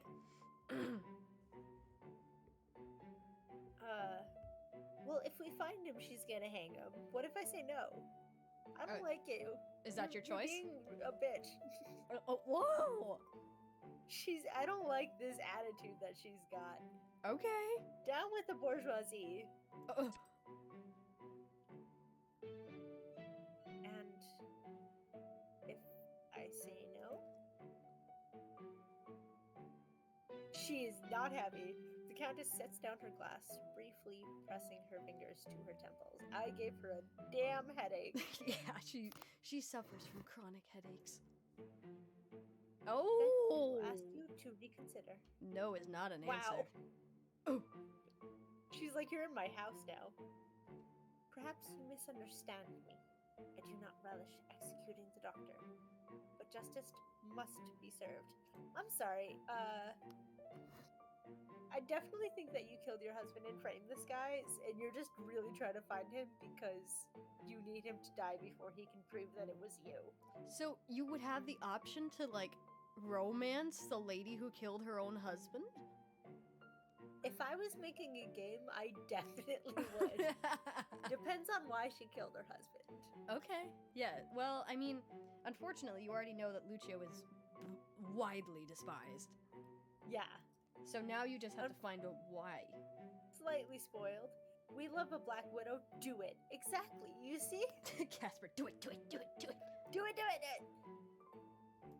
Not only for the Count, but for the city. And so, to commence the festivities, she was like, nope, you're not getting a choice. Fuck you. The doctor must die on the gallows for his terrible crime. For context of the newcomers in chat, unless you've played this before, this is Ghost's route. So I've never played this before. Yeah, I've made her stay spoiler free for this game for a couple of years now. And it's been really hard. We finally hit 50 followers about a month ago. In fact, almost exactly a month ago. And this was our celebration for that. But my route, when I initially played this, was the person they're talking about killing. So it's painful, you know?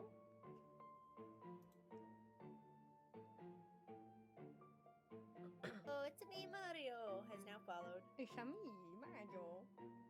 Here you The go, Countess guys. rises. Are the rest On of the instinct, links. I rise as well. Portia? Portia. Yes, milady. Show Kaya to the guest quarters. Right away, milady. Portia pulls me to my feet, and with a humble bow, whisks me to the door. We're getting the fuck out of here, bro. Portia is quiet as she ushers me down the hall towards my room. She knows something. After a few turns, we pass a wide staircase, veiled in shadow. Portia and Nadia, I ship it, thanks! Whoa. Mistress of Rebels, you are not far off. I think I also agree. Like exes. It feels like exes. That was not a healthy relationship. Oh. A draft rushes down from the floor above, prickling my skin. It's cold. It smells of ash. Oh, that's definitely where he died. Yup. Doggies! Yup, puppies.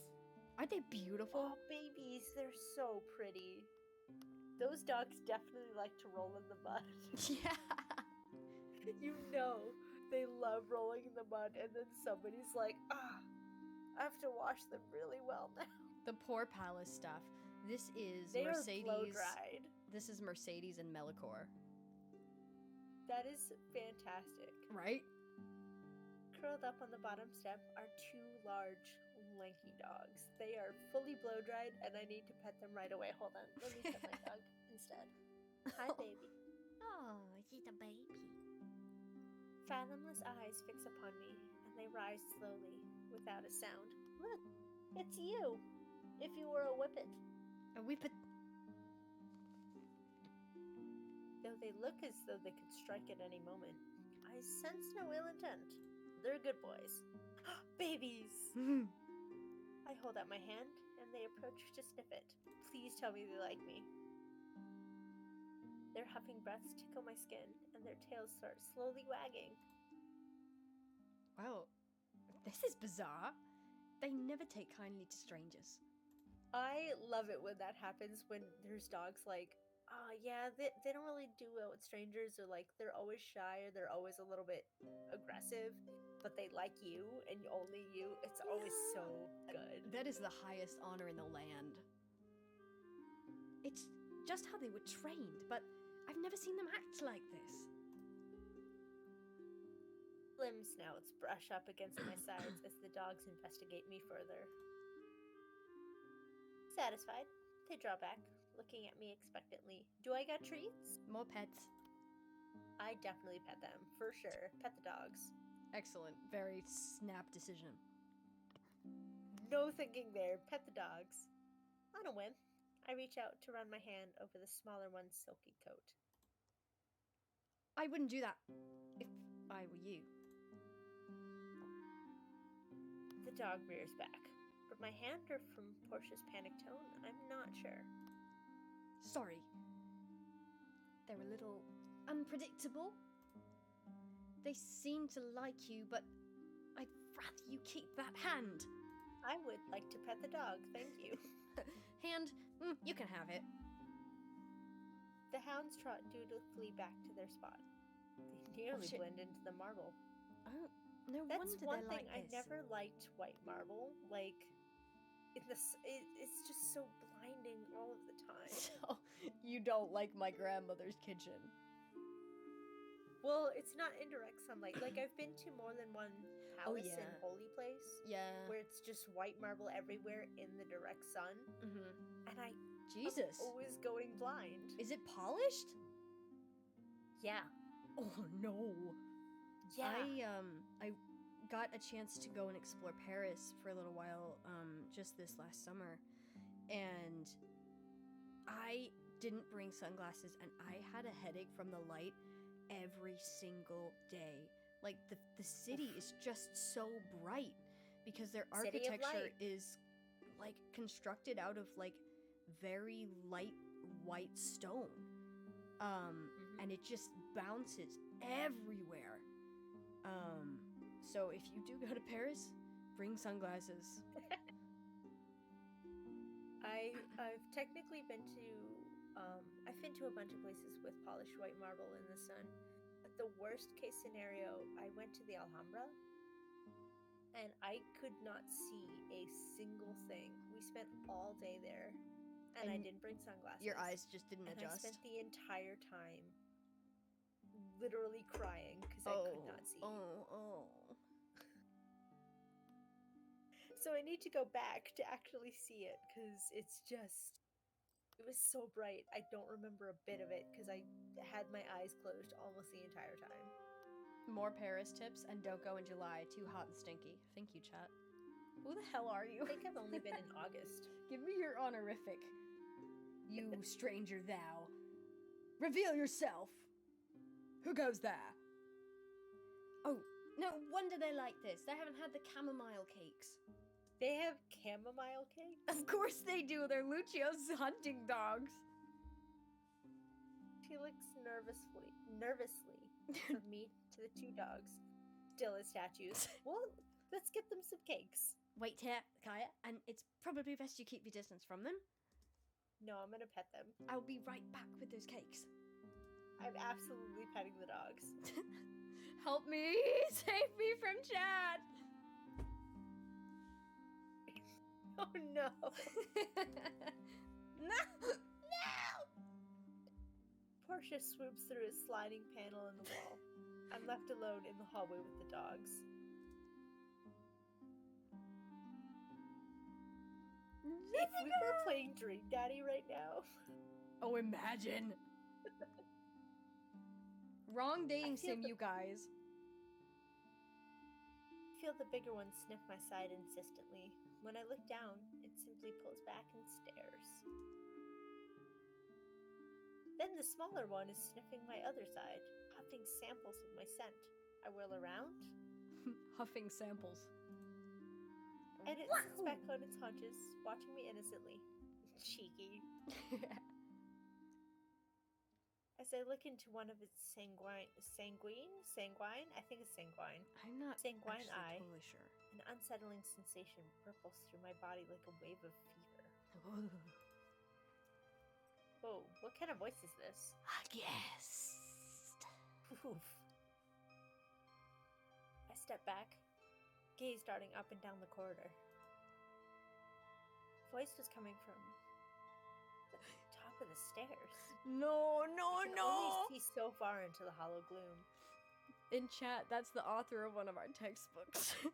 Oh no. I can find no peace. But there's no one there. I nearly jump when I feel yanking at my garments.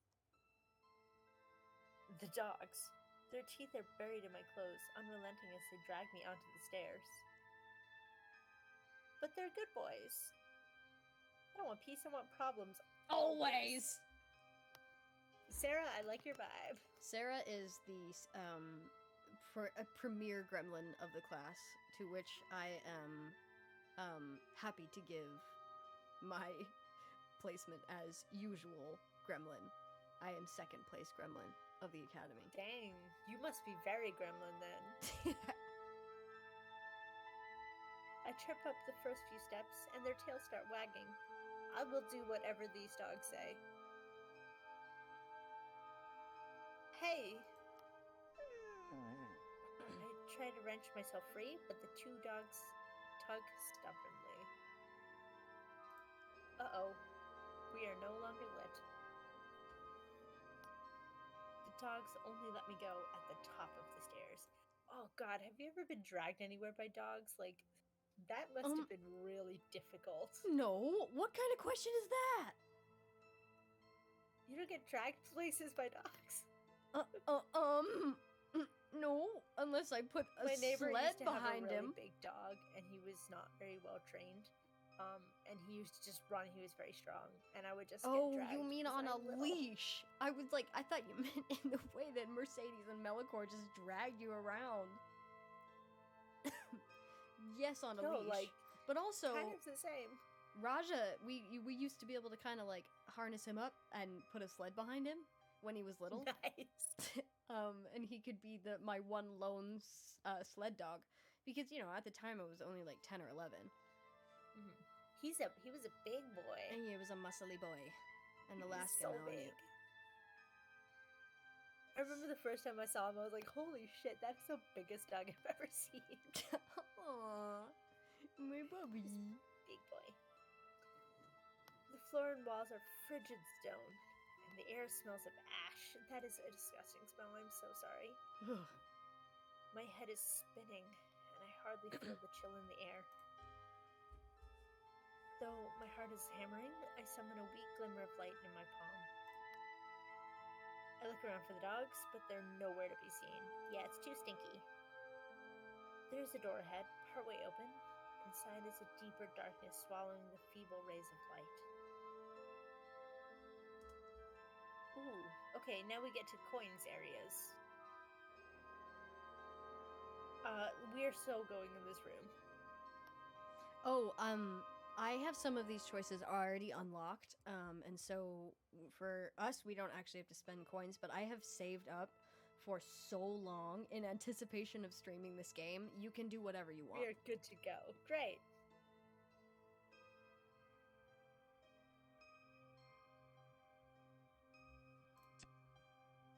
That's my channel. I don't stream as much as Skai, but sometimes I do, and a lot of times there's secret streams that you can't get afterwards, so be there, be square. For the most part, Go sorry. ahead. For the most part, we archive our streams on Tea Time, but with our own channels, sometimes you gotta be there live, or you're not gonna see it. And if we can't do it together, we'll usually try to have a stream separate. Yeah, and you can always keep up on our Discord or our Instagram. Not to make you follow and join more things, but if you're ever curious or you need news, it will be posted in either of those places. The Discord server is also for all three of these channels, so it's for Tea Time and Ghost and I's individual channels. Though as most of my classmates in the chat know, I'm currently in school and I have not been streaming independently. It may happen on occasion, maybe over the holiday, but it'll be pretty quiet over there for a little while. You come to the right place, my friends. The magic in my palm shrinks to a fluttering glow when I step through the doorway. Wow, look at this chandelier. Coming from the hall, it's warm inside. The thick air has a strong, peppery taste. A heavily canopy bed stretches midway across the room. I pass an extravagant suit of armor, a marble writing desk with a white peacock feather pen. That is, if it's white, it hasn't been burned. That seems new, is my guess. Yeah, good catch. Oh, JK. Oh. All blanketed in ash. Well, if the whole room was on fire, the feather would be one of the first things to go. That would burn. That seems kind of new. My light flickers over a portrait on the wall, twice my height. Oh, we are thighs. We are thighs. My dim light brushes up the canvas. We have really done a lot of work on our eyebrows. Oh. What a fop! Look at him! In his gold armor and his eyeliner, and he's definitely wearing mascara. Oh yeah. Look at this eyeliner. Look at this eye makeup and the eyebrows. Look at the asshole. Wannabe. Yeah, no, exactly. Look at the asshole. Exactly. It is Napoleon wannabe. That's exactly how you should approach this character. Though it's hard to see, I have no doubt of the painting subject. Count Lucio. He looks younger than I expected. Or the portrait is old. He looks like an asshole. He does look like an asshole. Or perhaps the artist was catering to his vanity. Also very true. Artists tend to do that, yeah. The red of his coat is the cardinal hue from the painting in the dining room. It's red still? Like, if it's oil paints or acrylic paints or something like that, that would have burnt, like... Oh, yeah. If it's canvas, it would have burned up real fast, and it definitely wouldn't be so pristine. That's new as well. Oil paints in particular, probably. Or it's magically imbued. Or that. I always forget magic exists now. The golden arm, a marvel of alchemical art. There you go, alchemical. But, like, it takes a special someone to really put magic into this painting to keep it so... pristine from fire. Lucio is 100% that bitch. The fur hanging from his haughty shoulders looks impossibly fine. And... Go on. Touch it. I would rather not. Like, we shouldn't touch art. I think we're gonna... We shouldn't touch the art! Shouldn't touch the art. A miasma of thick, scorching air pushes my hand towards the portrait. But I feel nothing but ash and canvas. Oh, I seriously thought we were gonna, like, have his soul come into me right now. Oh, there it is. There's a snickering inside my head as a haze settles over my mind. Nothing like the real thing. See, unable to feel such sweet torture. I don't want to touch you. Thank you very much. Thank you very much. No, thank you. No thanks. Warmth like an ember radiates at the back of my neck. The magic in my palm reacts, its glow stretching past my fingers and down my wrist.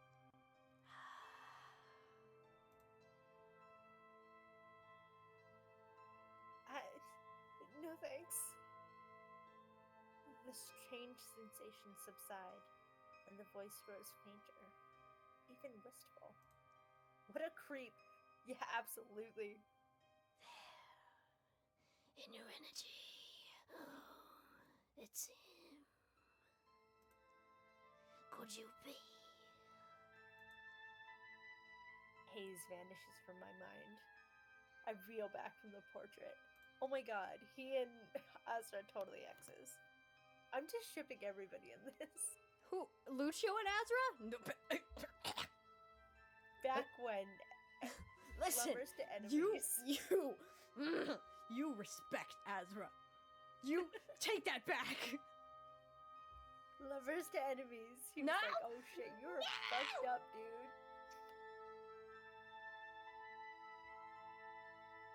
Something soft meets the back of my knees, and I fall through the folds of dusty velvet into the massive bed. Oh my god, we're going to the bed? Oh, we are so dusty now. Great plumes of ash billow around me when my back hits the bed covers. Casper, let's ship anyone but Lucio. Yes. You're on the right track. This is Count Lucio's bed. Right where he was murdered. Incinerated. Oh! Then this fine ash in my eyes, in my nose, in my mouth, and all over me is what's left of him. It could be the bed. We could say it's the bed or the bed sheets or something like that. Yes, absolutely. It doesn't have to be him. I clap a hand over my mouth, smothering a scream as I struggle to stand. Going so soon? You're no fun. A voice. It echoes from every corner of the room and from within my mind. What do you want? I think we know who it is. The laughter takes a higher pitch, and I feel heat sweeping past my ears, gathering behind me. What do I want? The last word ends on a snarl. I freeze, and I have the sensation of something reaching for my back. This is a whole... Hi, welcome to spooky season, everybody. Welcome to October. Surprise! This is not a romance game. It's a scary game. I love that. Then it pulls away. The temperature drops abruptly, and my hurried breaths turn into fine mist. I dare not look, but I hear something moving towards the portrait. Chains of gold, but no neck. Beautiful, beautiful furs, but no back. No perfect face to smother with kisses, so I want nothing. Gross. The voice trails off. The room feels normal once again. I scramble to my feet and make a break for the door. Glad he's gone. I fucking hope so, dude. Jade, bro. Breaking into a run, I continue down the hall, searching the vague darkness for any way out. The portraits on the walls watch me run with cold, aristocratic stares. That's a nice Eat the line. rich. Oops.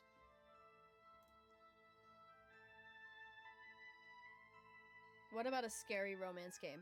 Actually, there's one that came out recently which I found really entertaining. I only watched a playthrough of it, and we could probably play it on this channel. But I think it's called Sucker for Love, and it's from the makers of Doki Doki Literature Club, and you can romance Cthulhu. All romance is scary. I You got mean- that right. I mean... Come back. Come back.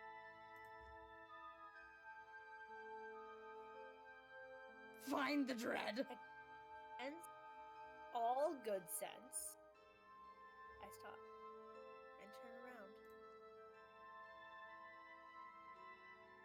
I only see it for a moment. A silhouette, stark against a wall of high windows frosted with smoke.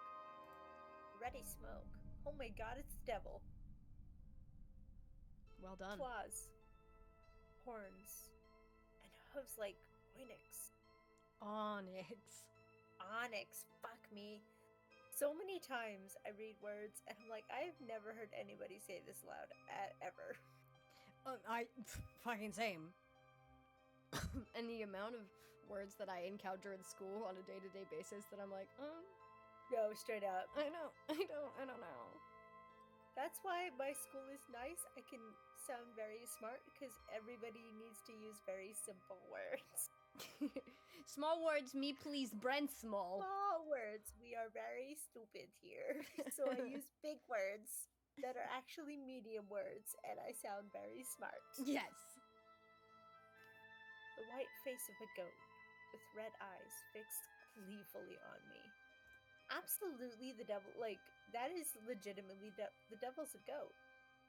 Yep. I blink, and it's gone. I hear clambering off to the side, the creak of a door, and then silence. Well, it's warm again. By the time I stumble down the stairs, disoriented, Portia is looking around corners for me. I forgot her voice. There you are! It was something like that. She stares at the fine, powdery ash coating me from head to toe. I know where you've been. What? Why are you covered in ash? What did this naughty dogs do? She produces a plain white handkerchief and hands it to me. Naughty. All I can muster is a dazed nod of thanks as I dust myself off. Portia, I just saw the devil.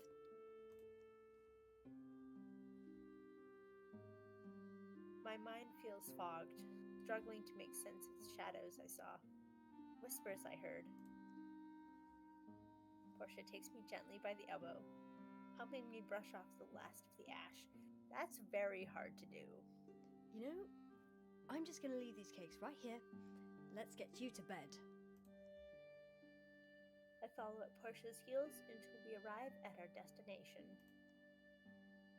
Thankfully, it isn't much further. I've had a long day. She swings open the door with a sweeping gesture. I hope she's very proud of this room. These will be your quarters, Kaya. You can put your things wherever you like. Breakfast is at sunrise. Disgusting. That's too early. I'll wake you. Please don't. I'll skip breakfast. No thanks. Just bring it and, leave it somewhere. I'll eat it when I wake up. Yeah. My fatigue must be showing. I let my bag fall to the floor. Eyeing the smooth linens, I shudder with exhaustion. You look ready to drop. I'll leave you be. Sleep well, Kaya. Soft voice trails off, and she gently slides the door shut. Wait, come back, I've got some fucking questions. Tomorrow. At once, I burrow into the luxurious sheets. It feels as though I'm weightless. Heart thumping to the rhythm of Portia's steady, ever-distant footfalls, I sink into unconsciousness. And now we're on to the Emperor. I have to take a quick little break. Maybe I was just about to say. 1 or 2 songs, and then we will be right back to it. So, my friends, we will put on some music for you. Hang tight. Don't leave. We love having you here. Thank you for coming. We'll be right back. We're not done. I'm so excited that you guys are here, and I'm so excited for Ghost to meet all of you, and all of you to meet Ghost. So hang tight. We will be back in just a little bit. Ta, see you. Ta.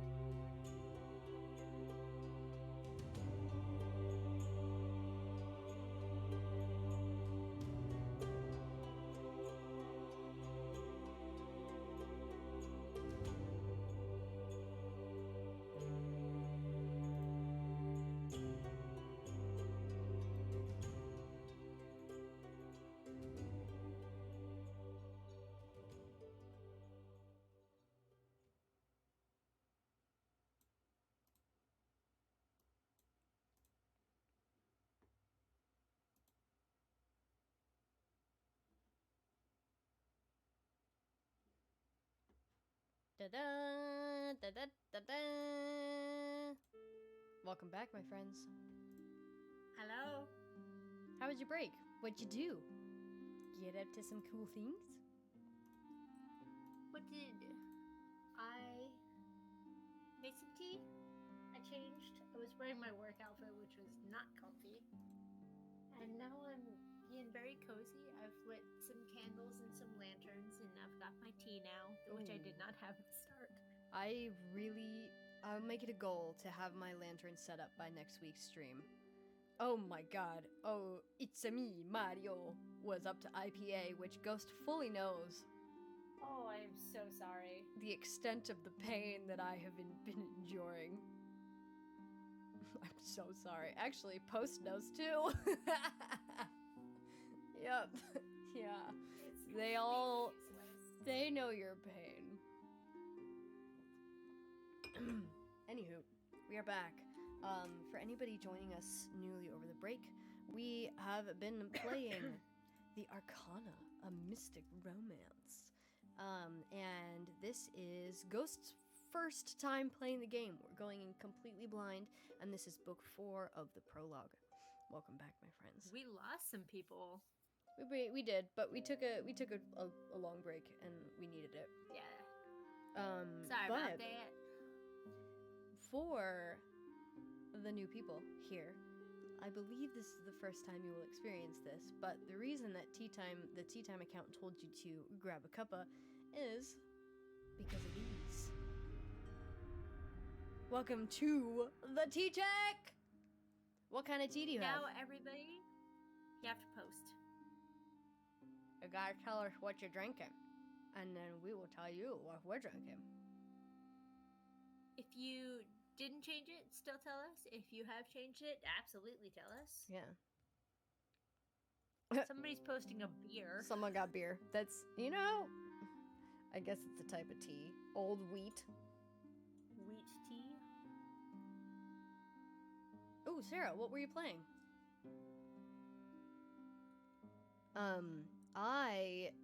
I'm still working on my blue tea, which is, I didn't tell you guys in Act 1, but it's butterfly pea flower.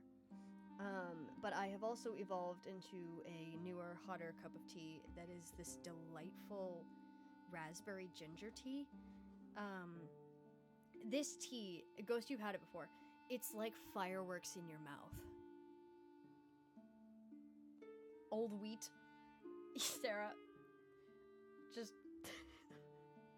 What kind of beer do you have, Mario? Oh, yeah. Hades is so much fun. I love Hades so much. Supergiant Games is my favorite game company. There's a new friend. Hello. Oh my god, it's Katie's friend Alex. Oh my god. Alex. Hello, the famous Alex. Actually, I think that you might be in the same place as Ghost because Katie has a ghost in New York too. Hey. Thanks for being here. Alex, are you the ghost in New York? Alex is the ghost in New York. He's the Jade ghost. Yeah, Post is super into craft beer, so Mario, you get points if it's craft beer. Oh, Orchid! Hi! I'm so glad you're here. Don't be sorry you joined late, you're here. I'm so happy. You're just in time for a post-break. Hades is so fun. We played a Supergiant Games on this channel a little bit ago. Yeah, it was our last playthrough, wasn't it? Was it? Our last full playthrough? Alex doesn't think he's a ghost. Ah, that's because I'm the ghost. I'm the resident ghost. There can only be one If you were ghost. something, what would you be? What was I gonna say? Transistor. Oh, yeah. So we played, I think some of the playthrough might still be up, or I'm editing it for YouTube, in which case, here, I'll link that too. But our last playthrough, I think... Oh, no, we played Road 96. Yeah. And a little bit of Stray. Second before oh, no. Well, I think... I think you're kind of meant to not be great at it at first. So like You're not supposed to. Yeah. when you achieve what you want to achieve, don't jump up there. Cat, stop. Don't be afraid to turn on God mode. God mode really helps in the beginning, and then eventually you're gonna get very good. I look It's so forward much to fun. you I love that game so telling us much. who you choose to romance, if anything, within the game, and the paths that you choose.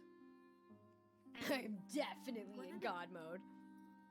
Yeah, I was definitely in God mode too.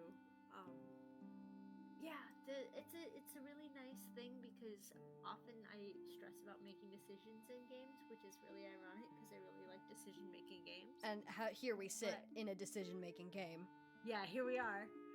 But Get in off of that! Hades, they have this nice mechanic where if you make a decision that might seem like a really big decision, it will tell you, like, if you say no, it's gonna be okay. Like, you're not gonna ruin a relationship if you say no. If you don't choose to romance a character, they're not gonna take it badly. And I really enjoyed that. Yeah, that's nice. When you're done with It's a great Hades, button masher game. if you're done with Hades, Ghost's favorite Supergiant game is Transistor, and it Highly is recommend.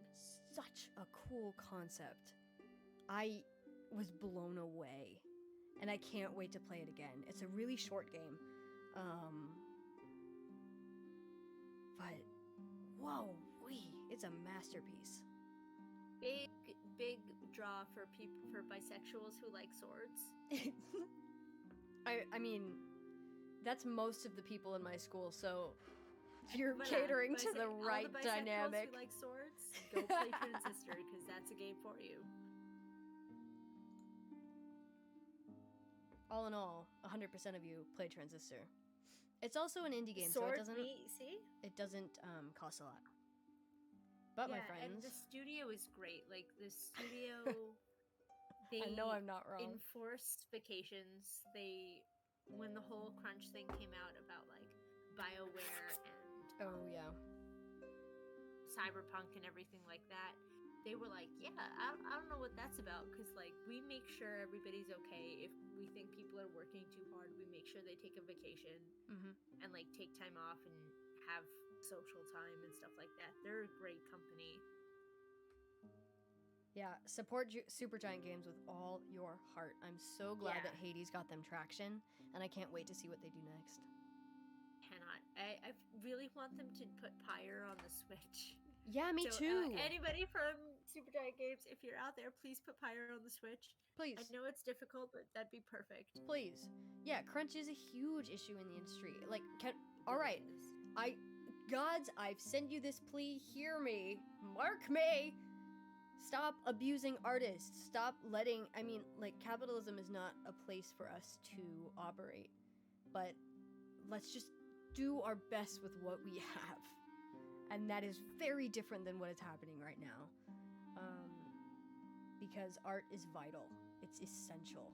So we better start treating it as such. Oh, we talked about that a lot. It's so dangerous. It is so dangerous. Yep. Crunch in any industry is mentally and physically harmful Oopsies. for the workers and the game. So it just anyway. For the workers and the gays. Speaking of games, let's go. Let's do it. Welcome back. All right. The thick, dark clouds hanging overhead are heavier than before.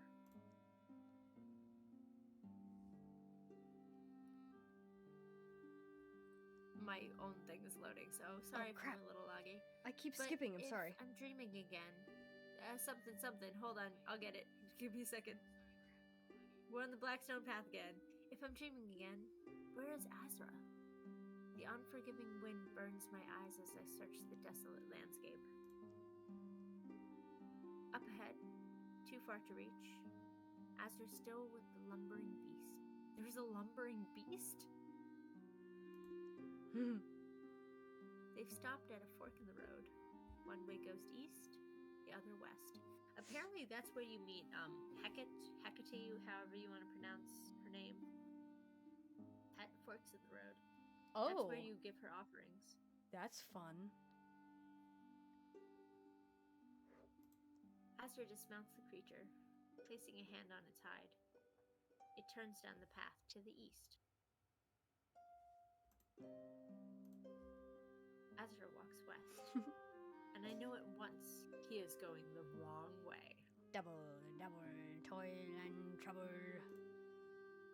Oh. Not that way. Not again. Woo! His head turns. Even from the uncrossable distance, I feel our eyes meet. Kaya? He's got fucking buried down problems, huh? Oh, he's running His from voice- something. Poof. That's completely my type. His voice is just a longing whisper on the wind.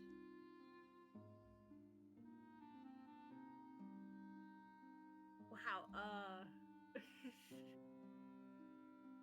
the angsty part of me wants to let him go. But Ghost. no, let's I don't think I would do that in real life. So let's reach out to him. Whew. With all my will, I drive myself forward to reach out, close enough to grasp hold of his hand.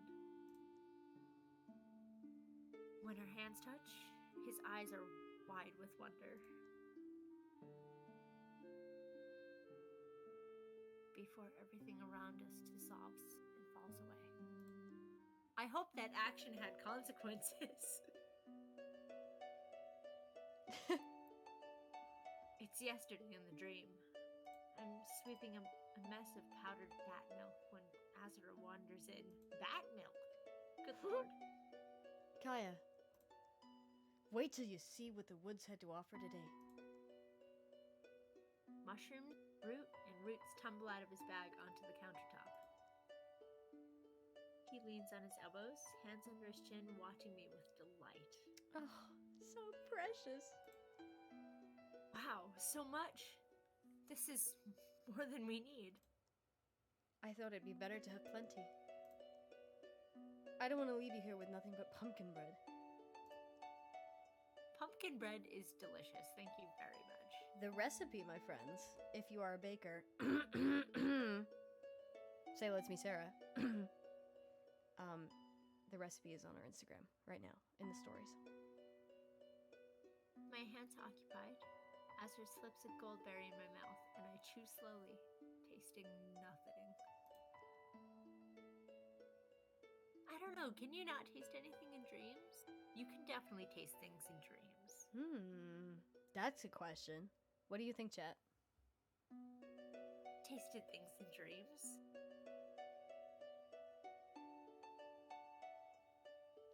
How evasive, You ever- because you may never taste it again, the way that it was in your dream.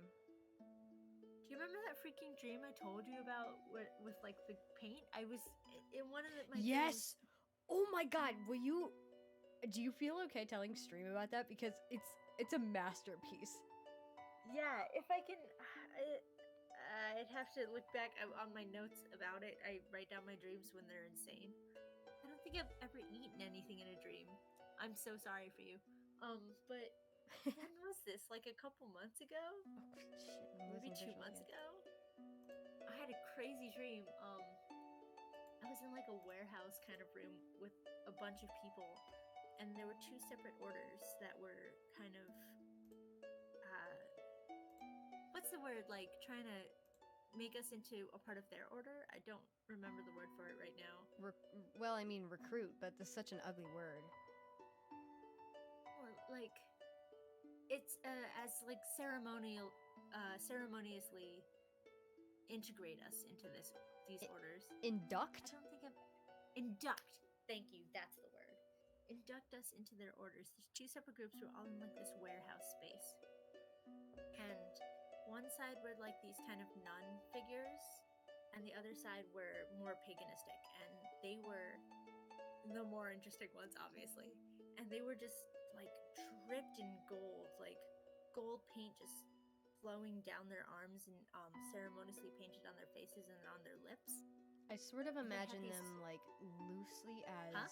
I imagine them sort of loosely as a cross between like I'm sorry to bring this up, but like the golden people in Guardians of the Galaxy, but also like the character in Arcane, who Jace falls in love with. Mel? Yes. Yes, a little bit, yes. It's also probably a little bit based off a scene in The Starless Sea. I gotta read it. Yeah, you do. Everybody read it. It's if you go to my intro on the Discord, that is my book. And they're holding these bowls of gold paint, and they're tipping it forward so all of us can drink out of them. And the nun, more people, they're giving us like a tea that they're trying, like, you know, whoever gets to first is you're in theirs.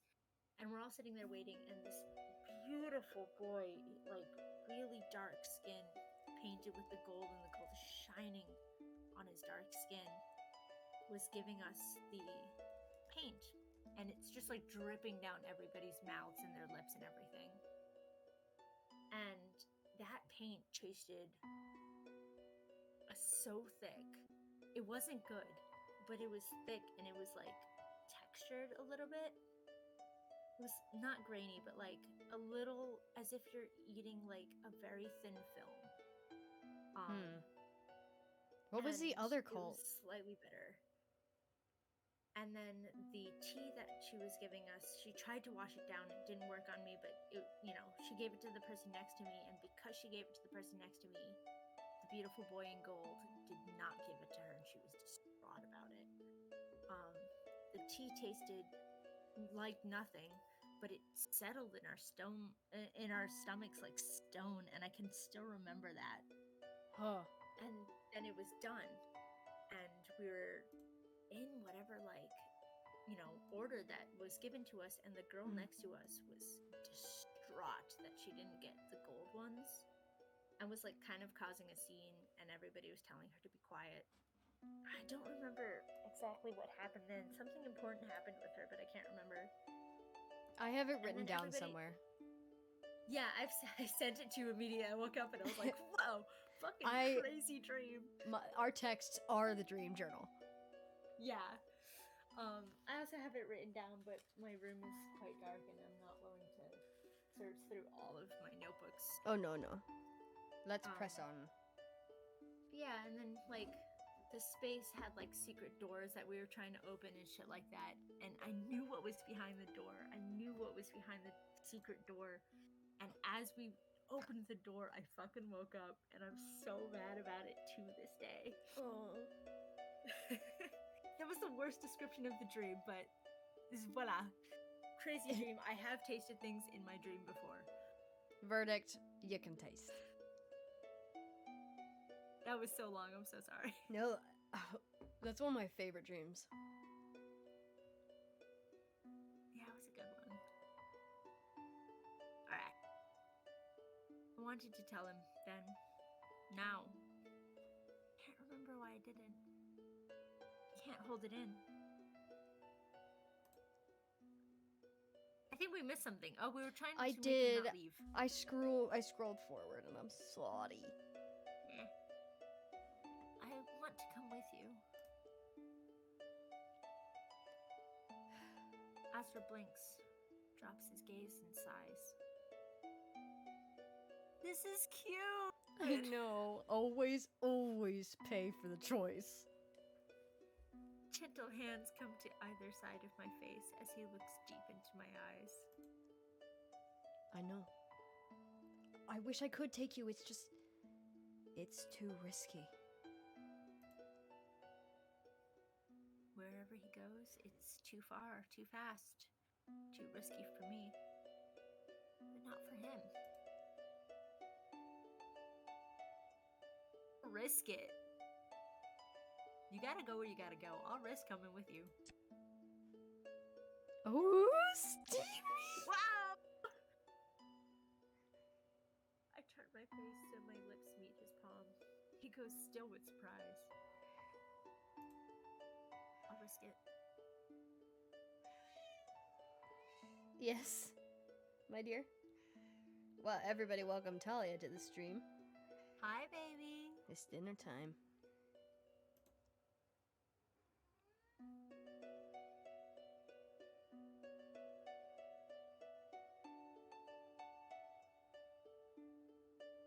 You will? Why? You want to join me in the den of the baby-eating blood mountain beast? Slog through the crawling maze of Torturia, only to end up in a quicksand pit in the bog of resistance. He doesn't get it. He blinks when I shake away his touch. That is not where you're going.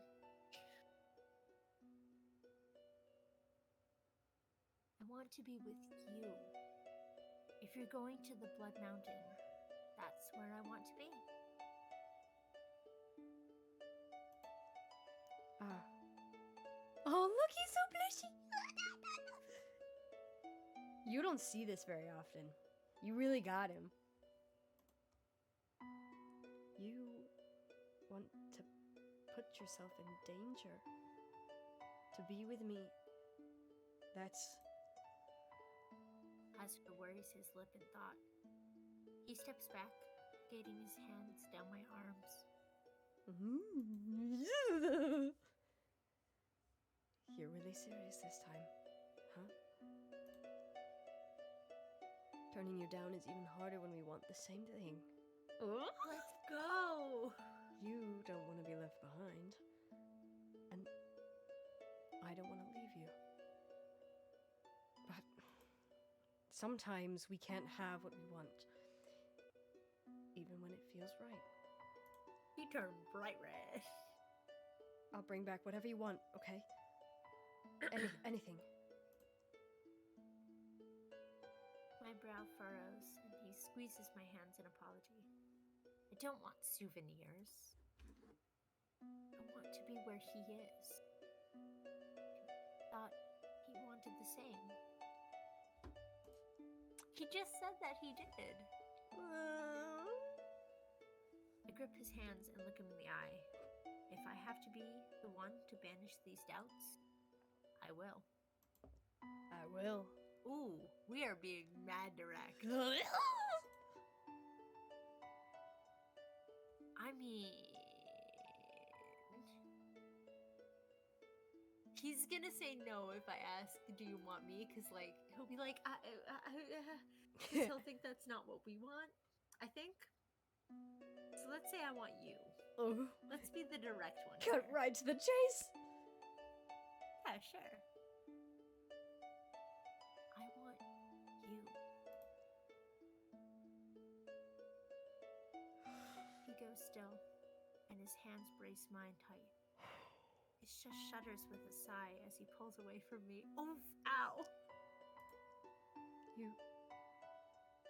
You do? I can't. I want you safe. I had to only romance one person.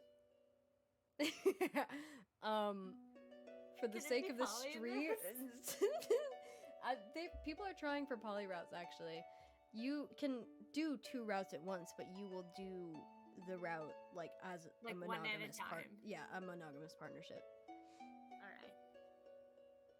He takes a step towards the door, but I catch his wrist. His pained expression must be mirrored on my own face. Oh You no! don't want me? I've never seen him so tongue-tied. My heart sinks steadily until he tugs me into a tight embrace.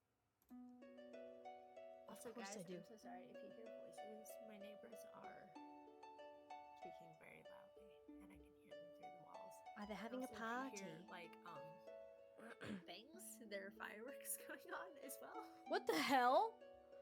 What? Yeah. What's on the 21st? Is it a holiday? Nothing. People just like setting fireworks off on the pier. Mm, I live by mhm, water, mhm, mhm. everybody, so people like to set off fireworks. Yeah. It happens a lot. Of course I do. If only it were that easy. When he pulls back, he looks into my eyes with such clarity that everything else goes out of focus. You are more honest in dreams. Oof! He knows. Just like I remember, Aster takes a flower and tucks it behind my ear before I can speak. I really can't wait to see you again. I'll be back soon.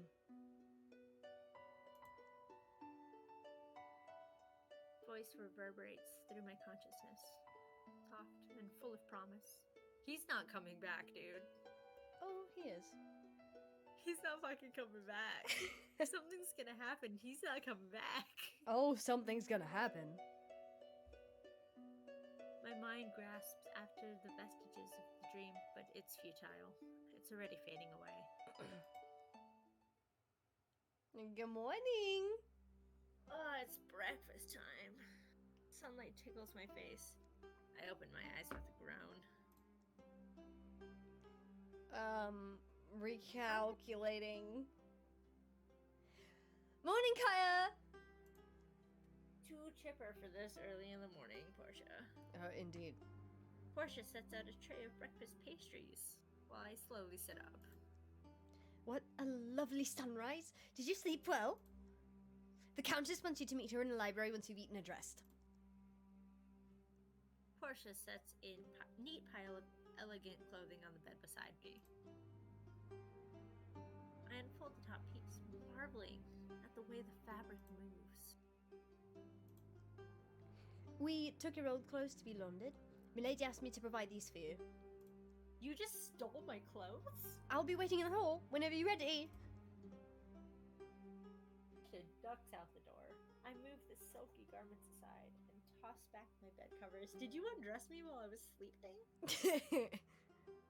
I mean, this is Portia. It's not... She fucking would. It's not unlikely. I'm sorry, I'm pouring tea. Take your I eat time. quickly, not wanting to keep the Countess waiting. We can keep her waiting, it's fine. No! Behave we can't. yourself! Hey, get down. The pastries are still warm and flaky, each more delicate and whimsical than the last. A whimsical pastry. Pastries. Yeah, I want some whimsical pastries. Perfect Portia voices post. Oh, thank you! Ah! Wow, tea is hot, huh? Oh, no! Oh. Then I disrobe and pull on my new outfit, fumbling with its clasps and buttons. It's Katie's friend Alex. Stop following. Thank you! Thank you for being Thank here. you for the follow. I'm so glad to have the friend of a friend here.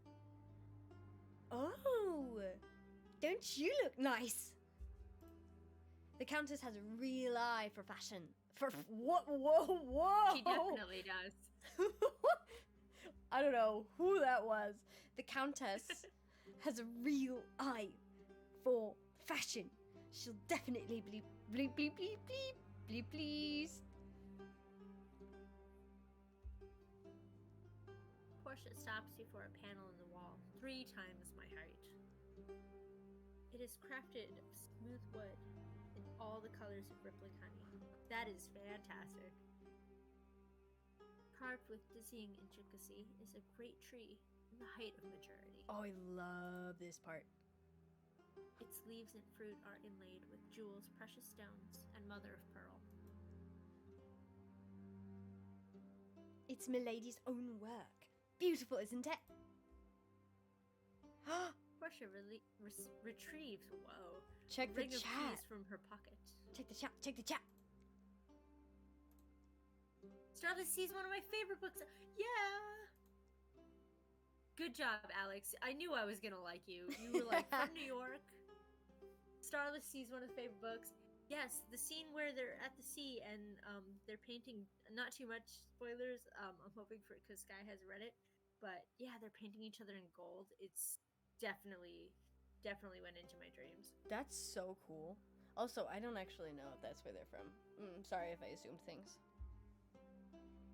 Well, we'll just pretend. We pretend. Yeah. Just pretend. There are about a dozen, each carved from the same wood as the panel, and each bearing a distinct jewel. A wood key! That's crazy. One by one, she finds their locks in the panel.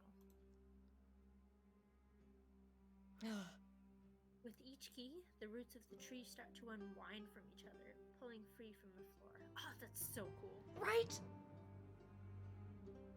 When all the locks have been turned, the panel folds upon itself on either side like a paper fan. Ooh, pretty. This is the library. Damn. It's I only really- lit by that window? I really love the scenes that are... No, I think it's just daytime. But I really Okay. like the scenes in the library. There are books everywhere. Books winding up the walls, reaching for the ceilings. This is a dream. Alex just played the game! And yes, Portia's hot. And New York native. Amazing. Hey, New York natives. So is Ghost. The Countess is waiting for us, seated in a reclining chair. Her eyes glitter with approval when she sees me. Ooh, new outfit. Mm-hmm. Leisure wear. Boobies. Gaia, you look positively radiant. She gestures to the towering shelves all around us. Do you read? Okay. Low-key rude, but like depending on the time period, I guess a valid question. Oh, okay, that's fair. Are you literate? Do you... There's a scene in the Newsies movie that I always wish made it to the show where all the kids are running around like distributing the like, you know, join our strike kind of thing to all the kids, and the kids go like, "Hey, can you read?" And it's such a nice input that so many kids can't read. Mm-hmm. Especially of the time. I nod. The Countess tempers her surprise. Wow! It's so rude. Somehow. I suspected that you might. That was a lie. It is a great gift to read. Where I come from, it is shared amongst all citizens. So it's not common here. Ah, there you go. But woefully uncommon here.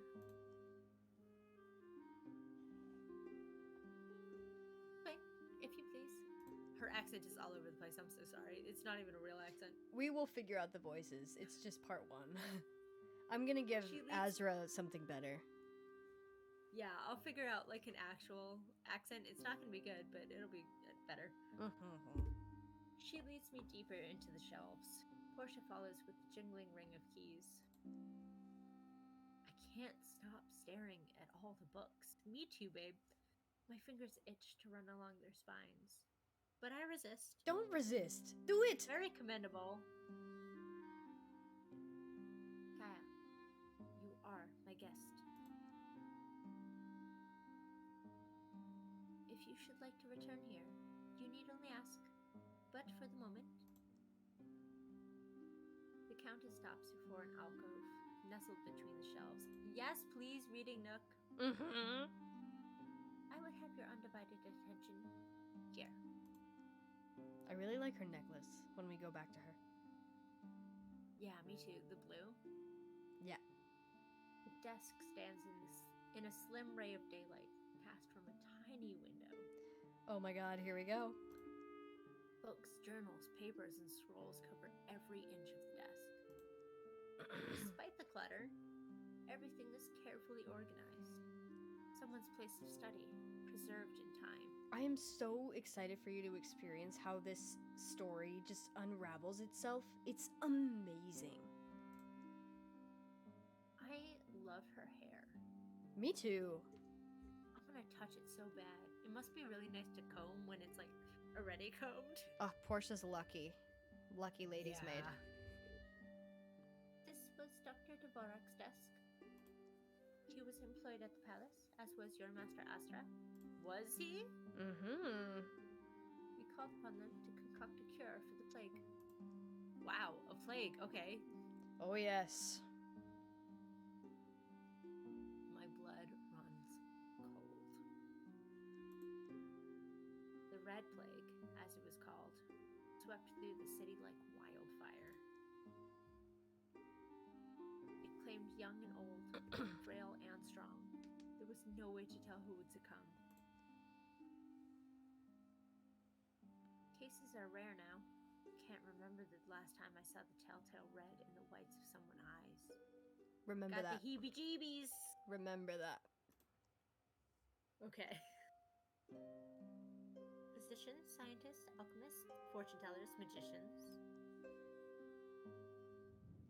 All were invited in hopes that our resources may aid in their research. Perhaps he was plotting even then, but the doctor accepted our invitation. As did your master Astra.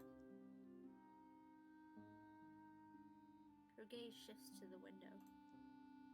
It overlooks a large willow tree, which hangs over the fountain in the garden below. I have had the desk and its contents examined laboriously. Nothing of consequence has been found.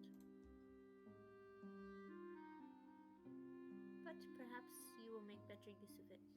It is the best lead I can offer. So, she wants us to condemn him. With no evidence. Oh, Man, of like, course we're she just trying to smells. pull shit out of nowhere, huh? Of course she's perfumed with jasmine. That really seriously checks out. She draws away, passing me and perfuming the air with jasmine. I used to do that. That used to be my main scent.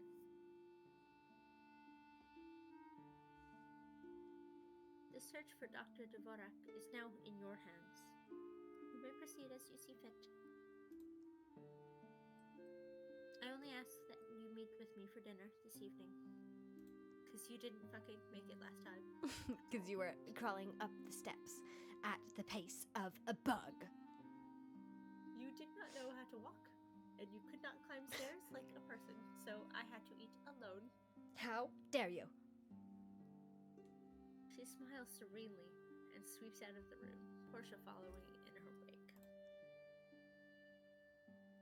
Oh, I forgot about this drawing. Ooh, cute. Ah, I love handwritings.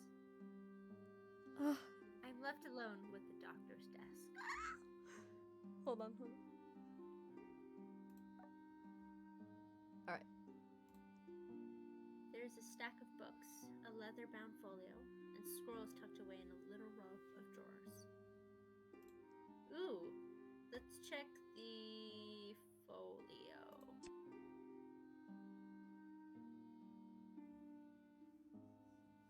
The folio papers are a little gold with age and thin, almost transparent. A meticulous drawing catches my eye. Its neat lines contrast sharply with the doctor's messy writing. This is Yeah, not messy doctor, that writing. tracks. This is What? beautiful. Don't Yeah, drag it's really him nice. like that.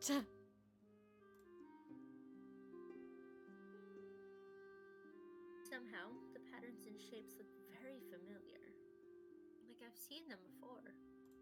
I trace one with my fingertip, and the hairs on my arms stand on end. Ooh. I just heard folio and my eye started twitching. Oh! It's magic. There. An echo of desperation and single-minded purpose. It's a faint trace at best, but I can sense what the doctor was feeling when he made these drawings. That's so cool. I roll the drawing into a tight scroll and stow it in my bag. I'm stealing that bitch, and I'm taking it home. This fragile piece of paper. It's something the doctor cared about. Something with a connection to him. A surge of excitement and apprehension rushed through me. I can use this. With the scroll and my magic to assist me, I might be able to find him. I glance out the window at the sky. It's a bit past noon. We are very slow in everything we do, or time is moving very fast. Time either moves really fast or really slow. If I'm quick, I should be back in time for dinner with the Countess. Babe, yesterday, it took us all day to climb the stairs. You better not go downstairs.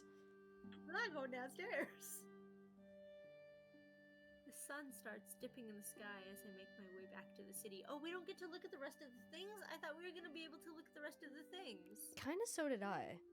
But maybe we just chose right in the first place. Oh no.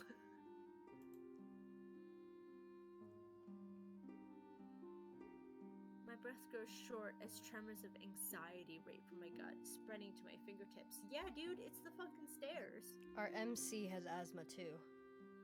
Yeah. I haven't done magic like this on my own. I've always had Azra with me before. Azra. Memories of his familiar voice soothe my mind. Start with your breath, follow with your heart, and be present. Finding the calm I need, I gather up my magic, holding the scroll in both hands. Oh, we're still here. Okay, we're not going downstairs. Oh. Tingling sensation grows at the base of my neck. I follow the feeling away from the palace, through the city streets. Oh, we are astral projecting, guys. Oh my god. Oh my god. This is gorgeous. This scene, I love this background. If we get to this scene today, it's if it's what I think it is, woo! I end up in a narrow, slippery street at the south end of Vesuvia. Its shabby stones are layered like scales. Clustered apartments line the passage, and murky reddish water swirls in the sluggish canal. It's still beautiful for the fact that it's the slum. Yeah. Suddenly, a door in front of me swings open, casting warm light down 3 jagged stone steps. Boy, button up your shirt. No! I'll be back. Just stepping out for some air. What a slut. Can I say that? Yep. With full affection. Yep. You're right. With the little, like, pub music going on. I freeze mid-step, my heart leaping to my throat. My spell worked. Hold on. I'll be right back. Give me like 2 seconds. Bro, everybody's out here with their freaking tits out. This game is made for sluts, and I love it. Here we all are. I realized I have not done the chi check. Like, however long after it is. I'm having a chai. It's the last of chai that Skai gave me. A mile-high chai from I do not know where, and it's my favorite chai. It's fantastic.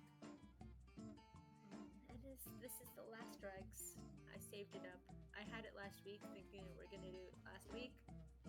Now it's really the last dregs, and I'm happy to put it towards this. Chai. Yeah, chai is my favorite type of tea. So, Oh, are you having the last of Mile High? Yeah, I'm having the last of Mile High. Oh, it's such a good tea. I'll get you some. Tea I want to find. I have to go back and find out what it was. But I was in a Bedouin camp in the Jordan Desert, and they gave us this tea, and I've never been able to find something that tastes like it again. It was just leaves. Like, I don't know what kind of leaves it was. It's whole leaves. And every time I asked, like, they didn't speak English that great, and they were like, "It's tea," and I'm like, "Yeah, yeah, I know, but like, it's tea." Oh, that's. And Yeah, I have to figure out what it was. I have to go back, or I have to, like, I don't know. I have to figure out what kind of thing that was, because it was fucking delicious, guys. Also, the spice that you brought back, I'm still grieving and mourning the loss of Okay. it. I found more. Wait. Secret. I was going through all my spices, and I was like, I have a whole nother. You have more batch. of the original I spice? have more of the original. Yeah. Oh my god. It might not be as good as last time. Like, you know, it's a bit old now, but that still pretty good. will still hold up. Oh, I'm just seeing your comment now, Sarah. Just heard folio and my eye started twitching. No, exactly. I know.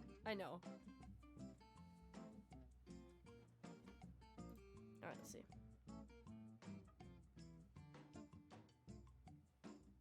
Every time I put a teacup into a saucer, I always think about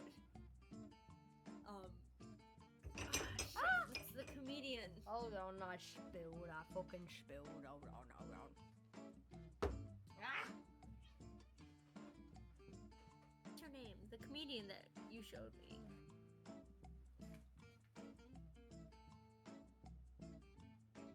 Doesn't matter.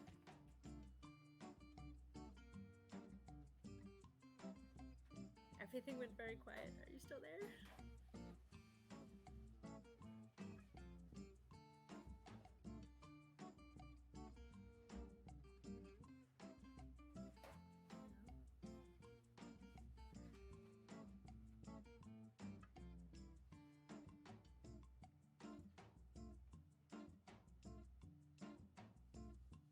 I'm hearing music again. Good. Okay, hi.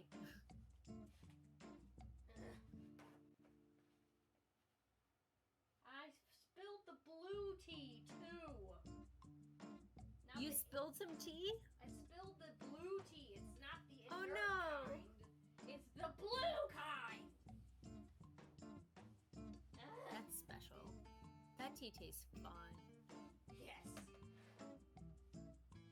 You know that bit in I think it's Douglas, where she's like, my favorite sound in the world is a cup settling on the saucer. I love think her. about that every single time I put the cup on the saucer now. I'd do anything for her. I'm assuming you prefaced that when I panicked took my headphones off. Finding its place on the saucer. That's what the silence was. Okay, gotcha. Oh yeah, sorry. I yelled Yeah, at it, but it might not have Sky got, I don't watch comedies. I'm not a comedy person, but Sky got me into Hannah Gatsby.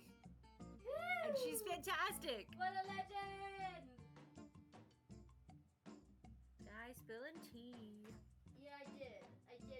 Yeah, tea on the fact that Nadia freaking murdered her husband for sure. Oh, are you so sure? Full show. Oh, show? I spilled on my fucking Gryffindor scarf.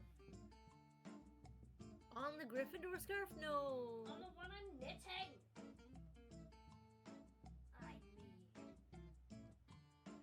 Guys, just for reference, just imagine in your mind, my dog has just curled up on her bed. It's a cat bed.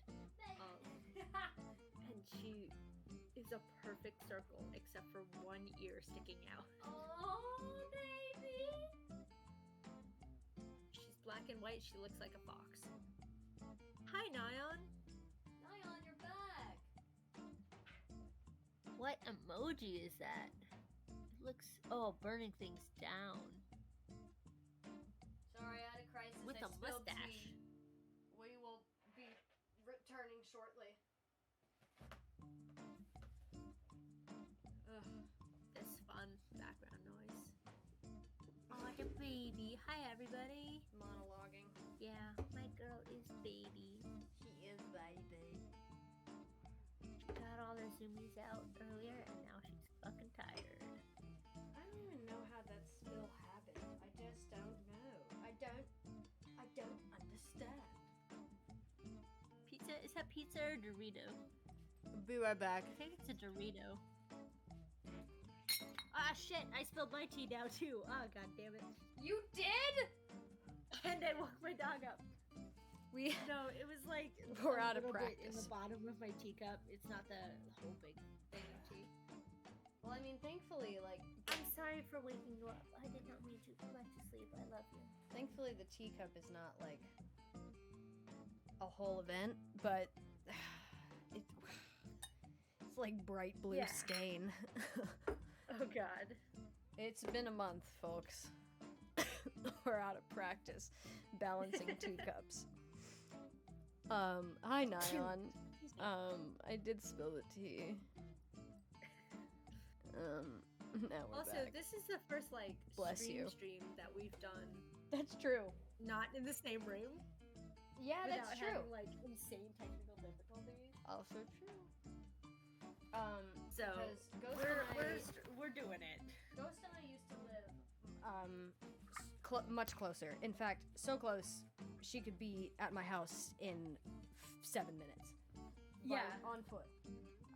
Once Sky was streaming something and Yeah. I literally was watching the stream and I was like, hold, I'll be right there. Hold on. Give me 1 second, because I cracked a joke about like, oh, Ghost is gonna come over and murder me, and then my doorbell rang.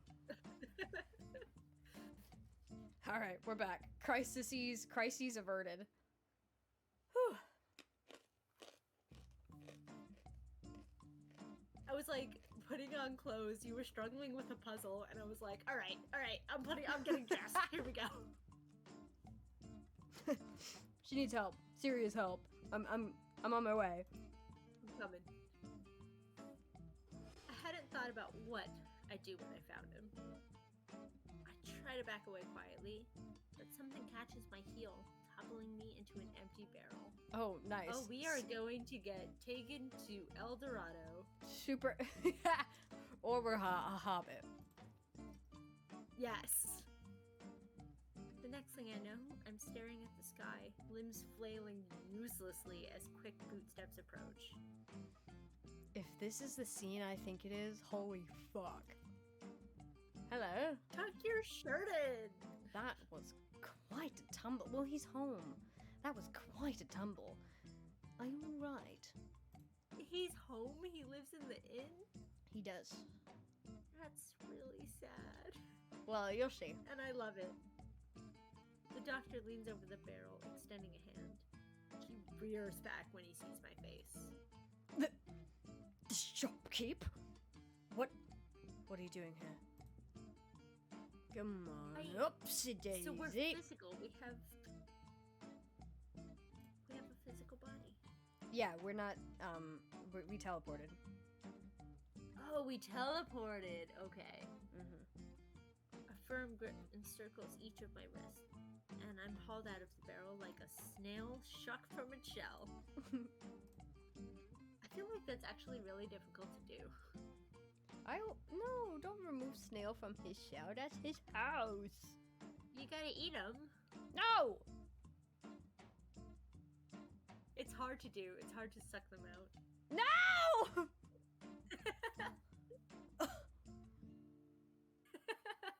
Sorry. Ugh. I don't like snail. For the record, I don't like snail, but I've made a promise to myself to try everything once. So yes, I have eaten snail. You're out of gonna the hurt. shell. You're gonna hurt Post. Oh nope. There, I knew it. I knew it. I'm sorry. Post really likes snails. I really like snails too, and I don't like them for eating, which is a good sign for the snails. There we go. Everything's better. Everything's fine. We fixed it. I'm sorry. I have to try everything once. I stagger forward into the doctor's broad, gleaming chest.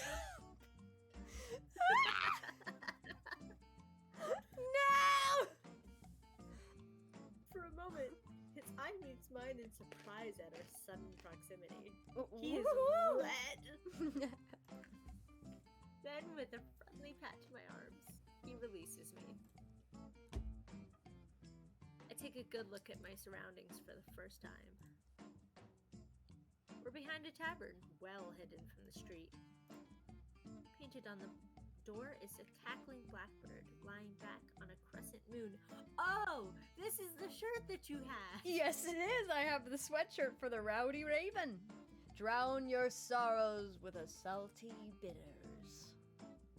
The Rowdy Raven, it reads. Yay! Dare I ask what brings you to this neck of the woods? I open my mouth, but no words come out. How do I even begin to explain? And no, he doesn't live at the Rowdy Raven, but he lives very close by. The doctor gives me a knowing look and casts a glance to the open door. Its warm light glows between us. He turns to me with a glint in his eye. We're getting fucking drinks. Rumor has it that you're working for the palace. I'm sure, well, by now, you've heard some interesting stories about me. I nod. That much is true, if a gross understatement. But you haven't heard my side of the tale, have you? It's true, too. All of my knowledge is from the Countess's account, the wanted posters, and the muddled rumors. Besides, I do still owe you for the reading. Are you thirsty? My treat. Free drinks. I am thirsty. You got your shirt open and everybody is thirsty. I am thirsty. His face splits in a brilliant grin. Oh, fantastic. Please, allow me. Me up to the step to the door, easing it open and leading me through to the warmth inside. I love taverns. I love taverns. I knew love you would pubs. like it.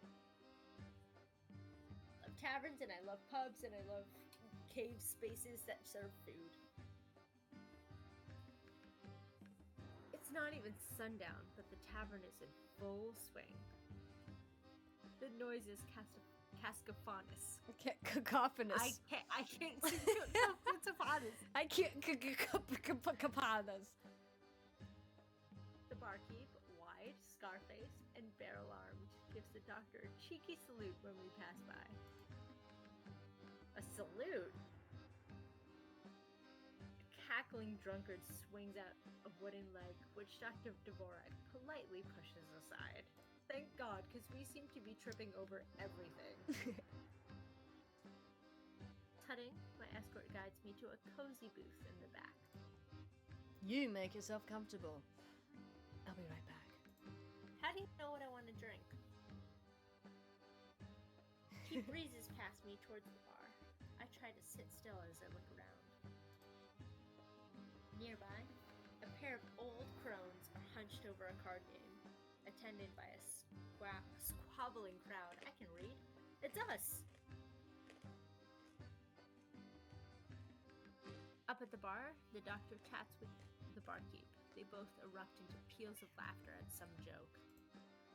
Meow? What do you want? He looks perfectly at ease. So different from when I met him at the shop. He turns, making his way back with our drinks. He sets mine before me. He slides into the booth across from me, gulping down his drink with gusto.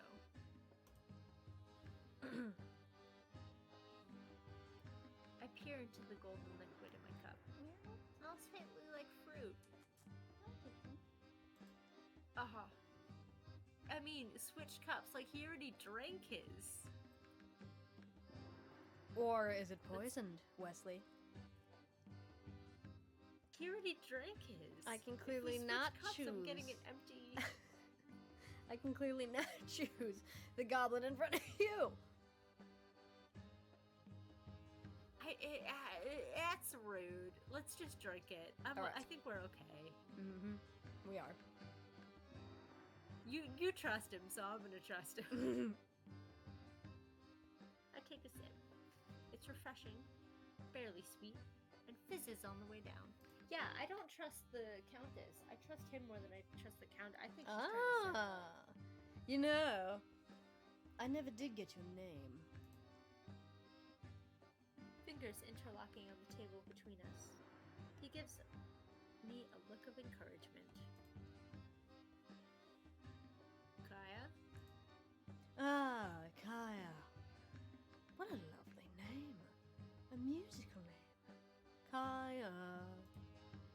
I had put in, I think it was post suggestion of like, I think it was Casper. And then Casper, post I'm seconded. sorry. That was musical name. He offers me his hand, and though I hesitate to place mine in his leathery grip, I manage. His smile broadens to a toothy grin. I clear my throat, looking him dead in the eye. You said you'd tell me your side of the story. I did, didn't I? How careless of me. He laughs at my incredulous expression. He leans back in the booth, long limbs going every which way. What a bisexual. Alright! Ask anything you like. Wordlessly, I reach into my bag and hand him the scroll from the library. Once he starts reading, the smile slides from his face. He leans over the page, frowning in concentration. I love this drawing. It's very nice. He looks like a pirate. The map-like, winding patterns draw me in once again. I find myself leaning over the scroll for a closer look. We are both leaning over the scroll. Mm-hmm. I only look away when I feel Julian's eye on me. His collarbones are protruding so much. And screen grab. Where did you find this? Cat, your roll isn't up yet. Peppy's not here. You can't read for Julian. No. I think that she would read great for Julian. All right, come here. She can read for whoever she wants. Come here. It was on your desk in the palace library. Hi. You give a purr to the audience? Hi, baby. Hello, kitten. Your auntie Ghost says hi. I love you. We love you. Everybody loves you, the kitty kitten. Hmm?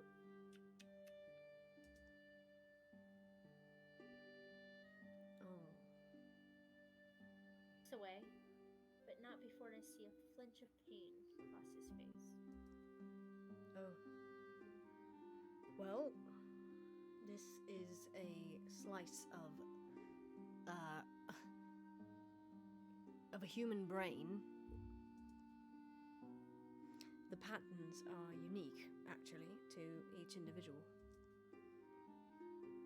Now we got a purr. Individual? It's a purr.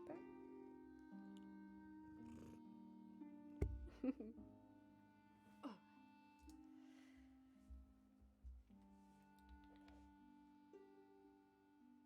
I meet his gaze, and he stiffens with trepidation. You mean to say you've seen individual brains sliced like this? Gremlin. I mean, I have too. Julian steeples his fingers and rests his chin on his thumbs. His expression is ghastly. There are other drawings, aren't there? At the palace. I nod, and he drums his fingers on his clenched jaw in clear distress. Well, something's up. You'd better put this one back. Trust me. They'll notice it's gone.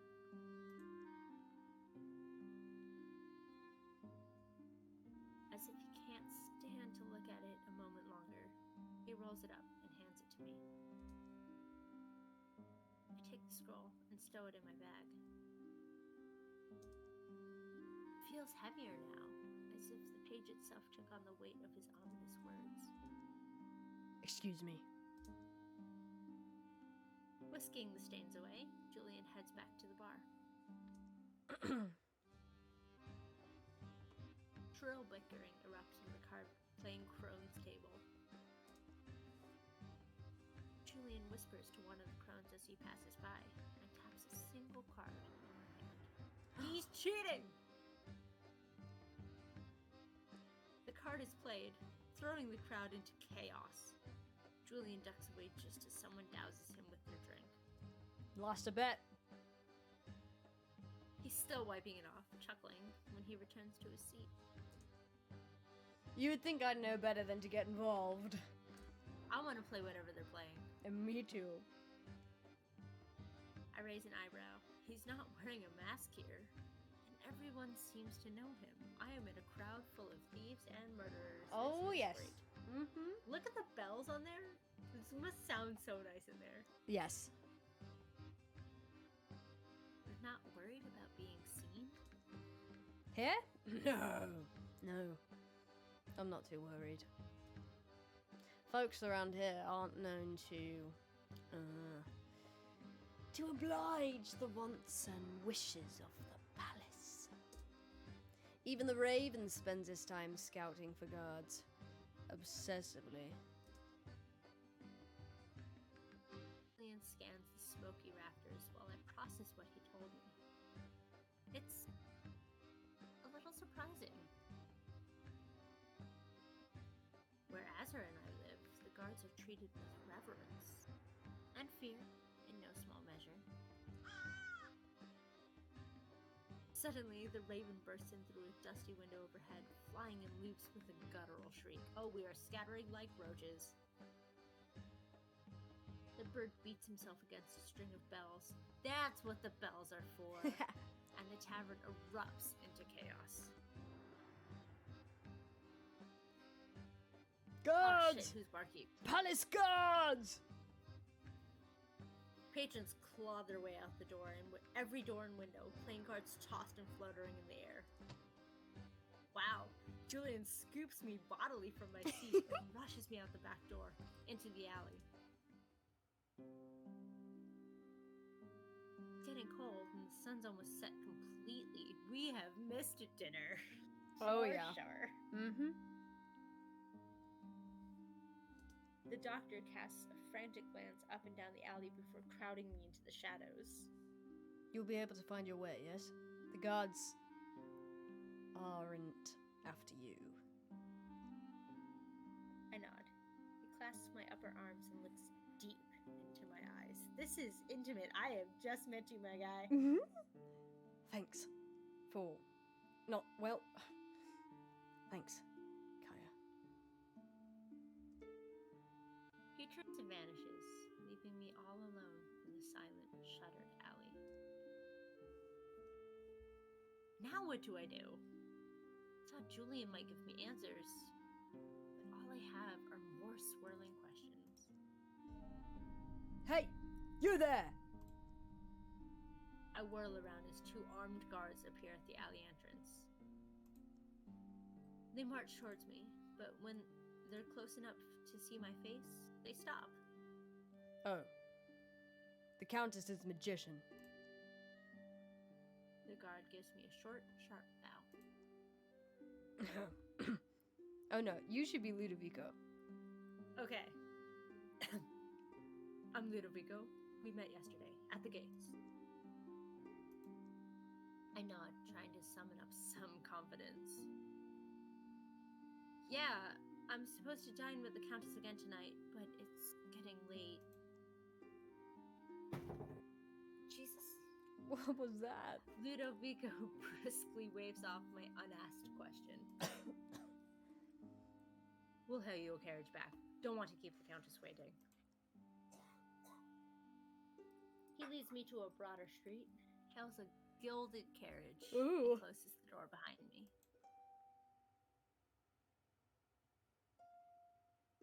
The palace looms over the carriage as it approaches, a white monolith against the twinkling night sky.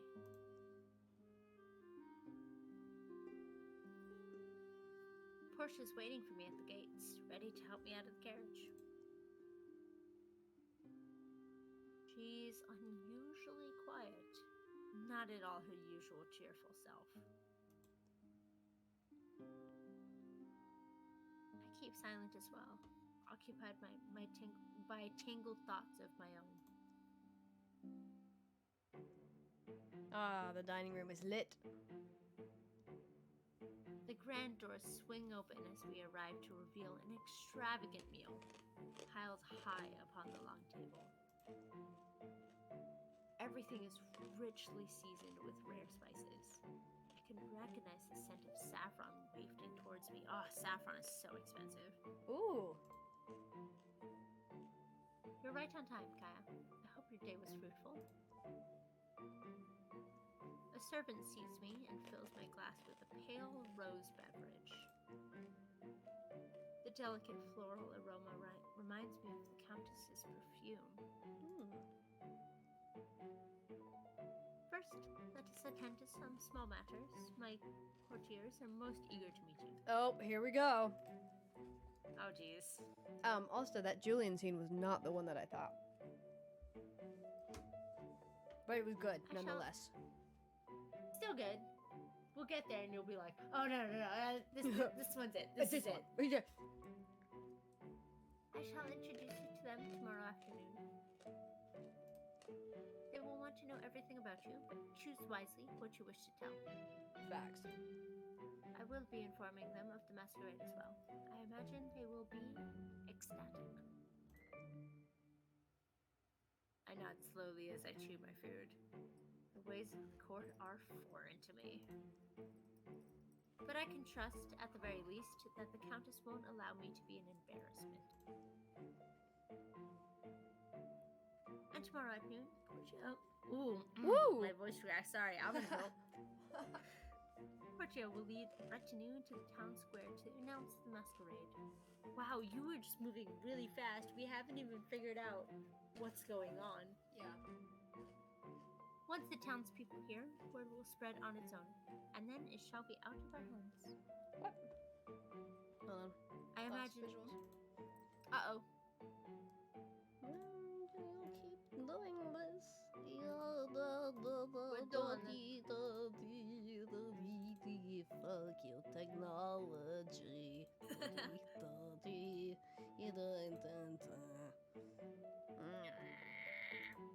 How did this song become like the song of poshness? That's a good question. Like, who wrecked it for everybody? Alright, there we go.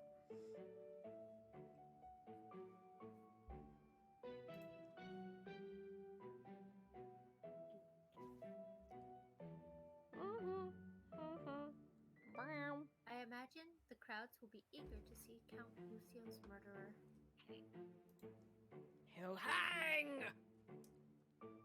I think of Julian bathed in the warm, welcoming light of the tavern, swinging from the gallows. Jesus Christ! No thanks. My heart grows cold with the image, but I cannot read because this is not what was on my screen. I did not get this one, and my screen is blurry. But I am careful not to let it show on my face. Great. My stream is not. I'm checking the stream for the chat, but for some reason that screen did not appear on mine. Oh shit. But these are tomorrow's matters. It's showing Maybe up now? I double-clicked by accident. I don't know. Oh, okay.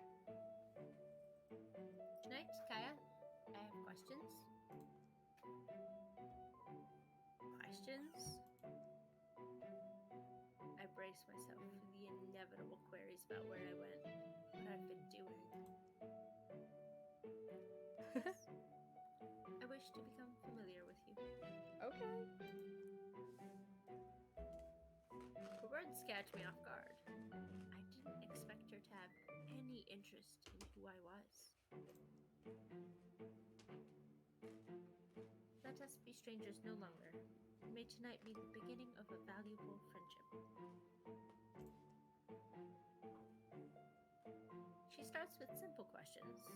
How I enjoy the town, my daily goings-on, my favorite thing to eat. I ask her questions in turn and learn that her favorite food is spiced swordfish. Wow. That is a choice. Prakra is where she's from. What? Prakra is where she's from. I think that she was kind of like a diplomatic marriage between Vesuvia and Prakra. Having no reference for where that's supposed to be. Not really. Like, swordfish is... The taste is... not something, like, particularly strong. I mean, it's strong, but, like, I guess it depends on the spices. It's very textured, though. Like, it's very melty. I'm shocked you know this. I have swordfish quite often, actually. Wow. My mom likes it a lot. In Prakra, spiced swordfish is a summer dish. I would hardly suffer a warm night without it. Prakra, a vast land in the north. The Countess's home, though I had thought it was only a rumor. The kitchen does try to humor my requests, but alas, they can never seem to spice it quite right. Do you ever miss living there? The Countess looks thoughtfully down into her glass, elegant fingers curled delicately around its stem. Perhaps I don't think I would ever return to Prakra, but there are things I miss about my home. Often when I was feeling morose, I would take a walk down to the white beaches of my homeland.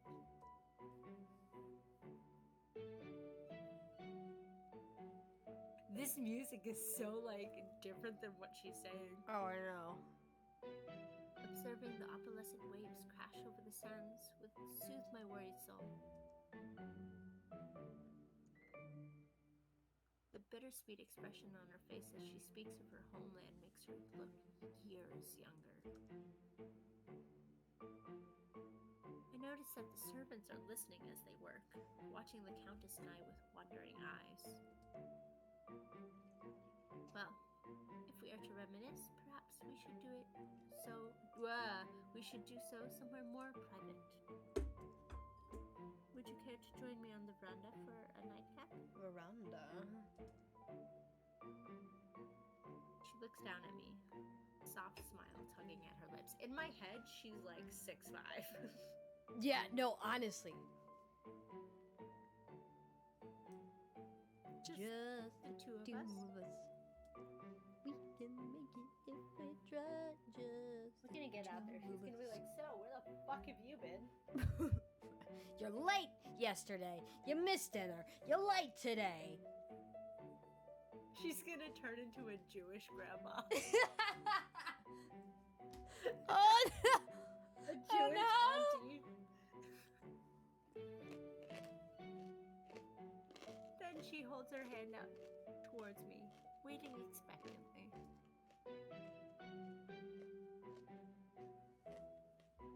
Join her? No thanks. For real? Mean, I don't like her very much. But to progress the story, we should join her. Okay. Reluctantly, we do. Yeah, reluctantly. Take her hand with trepidation. She grips it warmly and firmly, looking pleased as we head out to the veranda. Cool night breeze greets us. The star-filled sky is bright and vast overhead. No servants follow us. It's just Nadia, me, and the brilliant stars overhead. Have a seat. I settle down into a plush chair at her order, shifting a little to get comfortable. She picks up a crystal decanter filled with a pale liquid and pours us both a glass. Ooh. Elderflower cordial, one of my favorites. There's a silence, not quite comfortable. Then Nadia turns her gaze from the garden to me and gives me a warm smile. You Oh. are quite different from how I imagined you. I will admit, I find your presence quite intriguing. Blushy, blushy. Somehow, the Countess has a way of making me feel at ease and nervous at the same time. Oh shit! In town, there are whispers that Countess Nadia is a tyrant. Well, also she kind of just inherited Lucio's kingdom, so like she has to rule it, even though she's like the foreign marriage. Like, yeah. Kira's back. Spicy.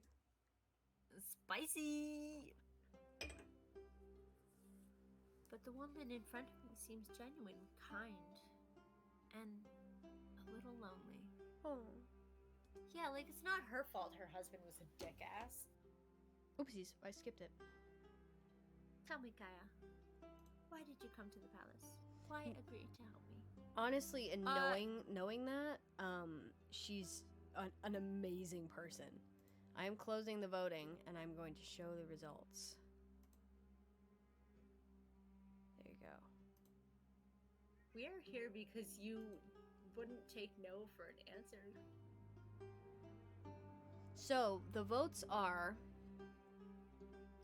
30% between Azra and Nadia. Really? Yes. I was expecting more for Portia. So was When I. I last checked, there was more for Portia. Oh, on the Discord poll, it's a little bit different. Okay.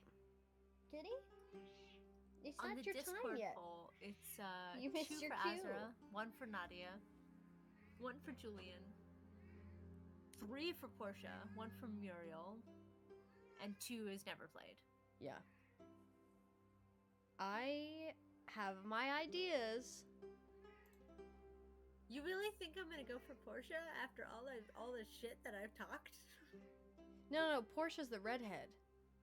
I mean, Nadia, after all the shit that I've talked. This is Nadia. Twitch seems to think that you might be into Nadia. Discord doesn't agree. But let's make our choice.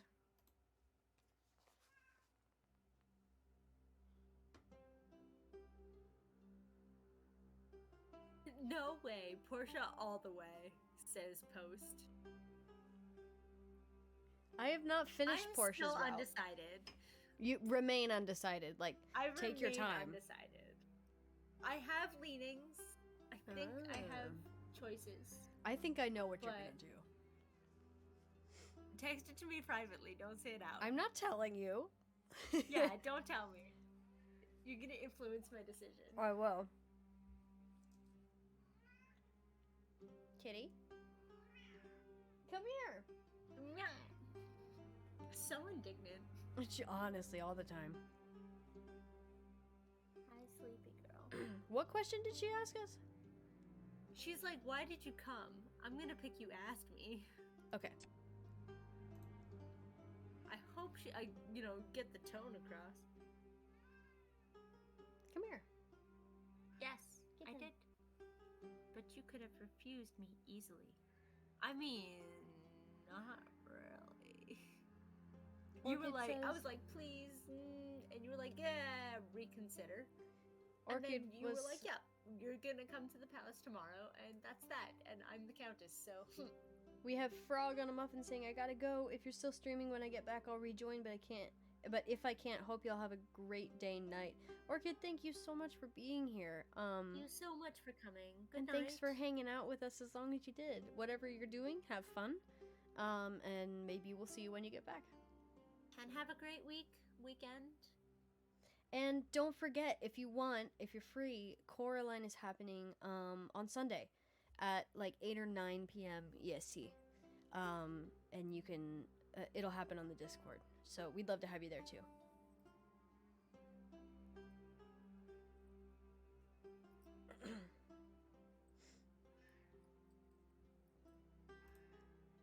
One of her eyebrows quirks up as she appraises me. After a moment, she takes another sip of cordial. Are you always so obedient, Kaya? I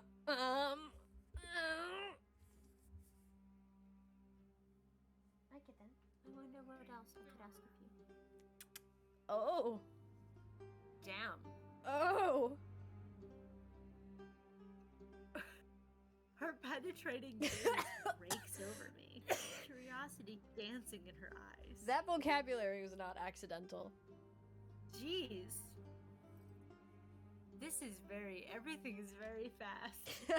There is no slow burns here. We are very straightforward and direct. It's just suggestions. Eventually, she smiles, fingers brushing lightly over my hand in a whisper of a touch. Oh my god. Listen. First, we shall discover your limits in time. Oh my fucking god. I'm not reading too far into this. They're screaming at me, but You're spicy. My old theater teacher, Cecilia, she taught me if you think it's about sex, it's about sex. I fully agree. Your limits? That's so kinky. I know. Do you have any more questions for me, Kaya? Know that you are free to speak in my presence. Oh my god. That was not the same accent. Doesn't matter. I have a lot of questions for Nadia.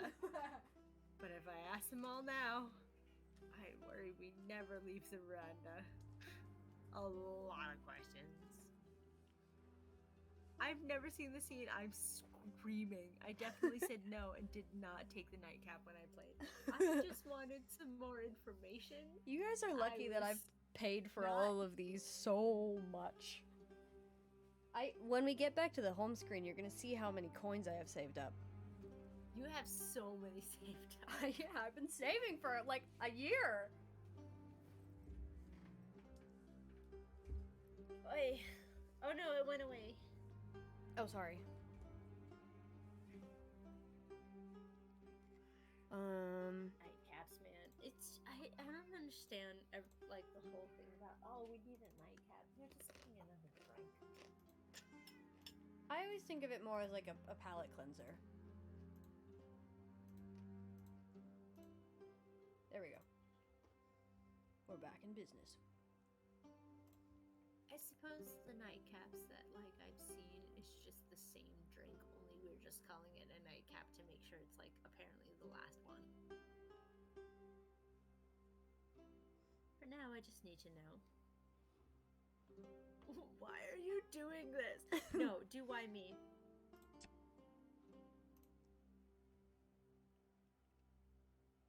Why me? It's hard not to wonder what made the Countess come to my door. She mentioned a dream, but she's already put so much faith in me.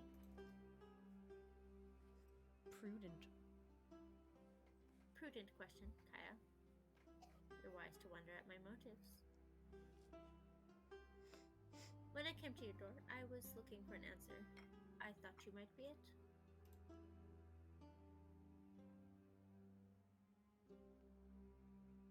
If I'd arrived that night and found you wanting, I would not have invited you here. Scathing. But there's something about you. I believe you are worth the risk. We are blushing. Nadia draped of her cordial glass. Were you frightened to see me? I wonder. You certainly seem startled. But you have nothing to fear, I assure you. I have no patience for the swindlers who prowl the market, preying on weak and weary souls. But what I feel from you is different. It's intriguing and promising. People who do crime Tisk tisk. There's Crime. a lot of reasons why people do crime, Nadia. He's convicted of crimes. Crimes. Crime is very complicated, and you can't just be like, swindlers. I don't like swindlers. There's a lot of reasons why people do crime. Folks, coming from you straight from the mouth of a criminal justice major. Whoa. And then I choked on my teeth. I heard that. Oh. She reaches out, taking one of my hands and examining it carefully. Oh my god. She runs her fingers over the lines of my palm. Oh my god. Intimate. Consent? Consent! You can't read my lifelines without me letting you. Jesus. Sorry.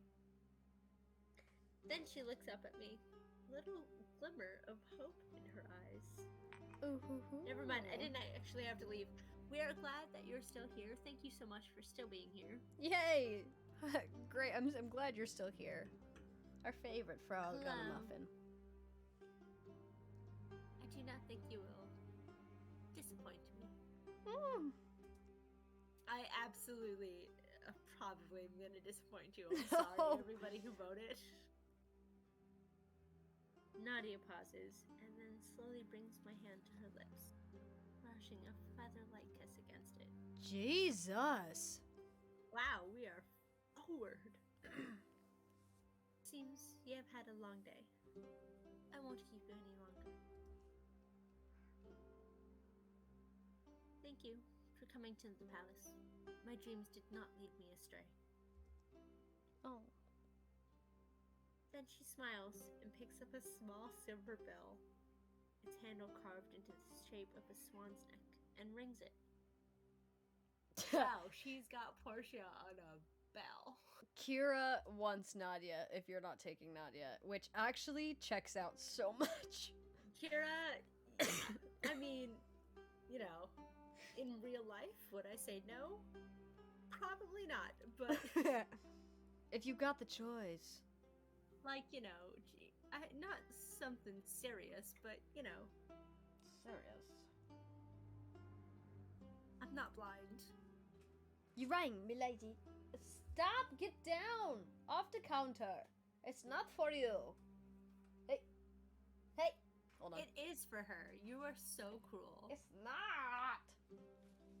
Cruel mother is not letting baby on the counter. Oh no. I did. Please show Kaya to the guest rooms. Of course, milady. I can almost swear I see Nadia wink at me as I leave. Ooh. No, you best not be coming into my room at night. Our footsteps echo in the empty halls. Portia walks cheerfully beside me. Here. Oh, Post probably likes this scene. Here, I'll show you a shortcut back to your room. Just in case Mercedes and Melchior are sulking around. Oh, skulking Her around again. expression. She leads me down a narrow, dusty hallway. Her fingers find the edge of a moth-eaten tapestry. Ooh, what a screen! Woohoo! With a dramatic flourish, she reveals a secret passage on the other side. She was being so dramatic about that on purpose. I love it. Oh, yeah. She's full of freckles. So full of freckles.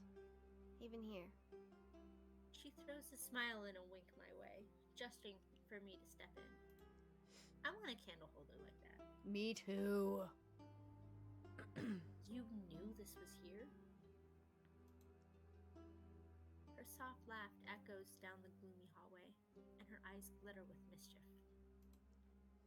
It's my job to know everything around here. God, I wish that was me. Including little tricks. Like this. It's dim on the other side, the floor uneven beneath my feet. I have no idea where I am. But Portia seems to know exactly where she's going. You know, things have gotten a lot more interesting around here since you showed up. I've been here for 24 hours. All the rumors floating around. My goodness, you'd think we had nothing to do but chat. Do you hear a lot of rumors? Oh, thank you. Why? Something you want to tell me, Kaya? Caught off guard, I lapse back into silence. You do the best Portia voice. Thank you. We're all loving Portia right now. It's a Portia party in chat.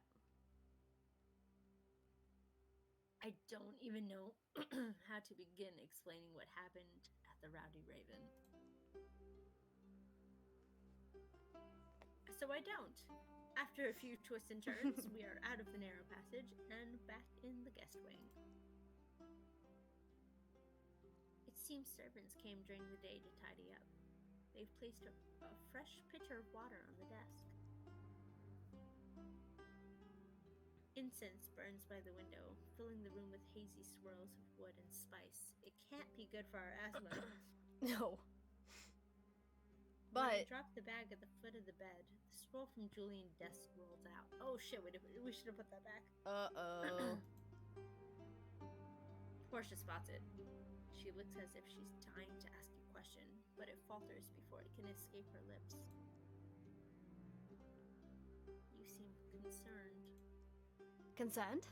Me? Maybe it's just the doctor. He can't be the only suspect, right? Tell me what you know, Portia. Just between you and me, I think Count Lucio had a lot of enemies too. I wasn't working here when it happened. I only heard rumors of what went on that night. Just keep your eyes peeled for anything strange. All right? Then she smiles, the worry clearing from her face. She leans in close to me, voice low. You know, if you're not too tired yet, I could show you around the palace. Might be a good idea in case we need to fucking go. There's a lot of interesting things on the grounds. Maybe I could show you some more secrets. If you think you can handle them. I want to know what color her eyes are because they've been different colors. Oh, really? Yeah, I think so. Portia, wow. Portia! Chat! Is she teasing me? She gives me another wink and tilts her head, waiting for an answer. Everybody, we must be the, most attractive in every way, physically, mentally, soulfully attractive person in this entire land. My pre-unlocked choices showing just what a slut I am.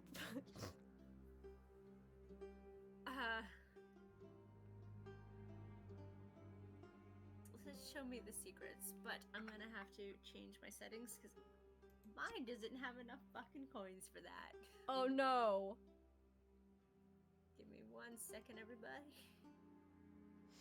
Yeah, her eyes go between purple and blue. Oh my god, that's so fucking cool.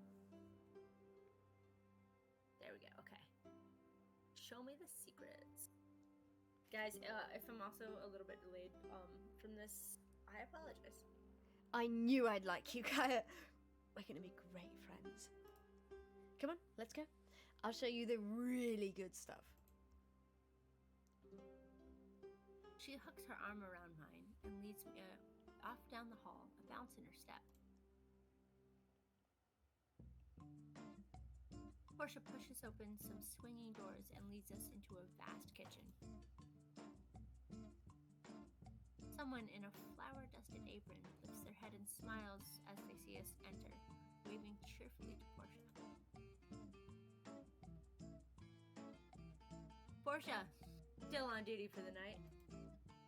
Not exactly. I'm just showing Kai around the palace. Sure. New recipe I'm trying out. The chef tosses Portia a roll from across the wooden counter. She catches it without looking, then turns to me. If you ever find yourself hungry at midnight, the door's always open. Just make sure you don't ruin Hestian's breakfast prep. I'm not responsible for any harm that might befall you. Excuse me. She slides me another roll and slips out of the kitchen before Hestian notices. We'll use a secret passage to get to the veranda. Saves a lot of time when you're in a hurry. Just a warning, it's kind of creepy, though.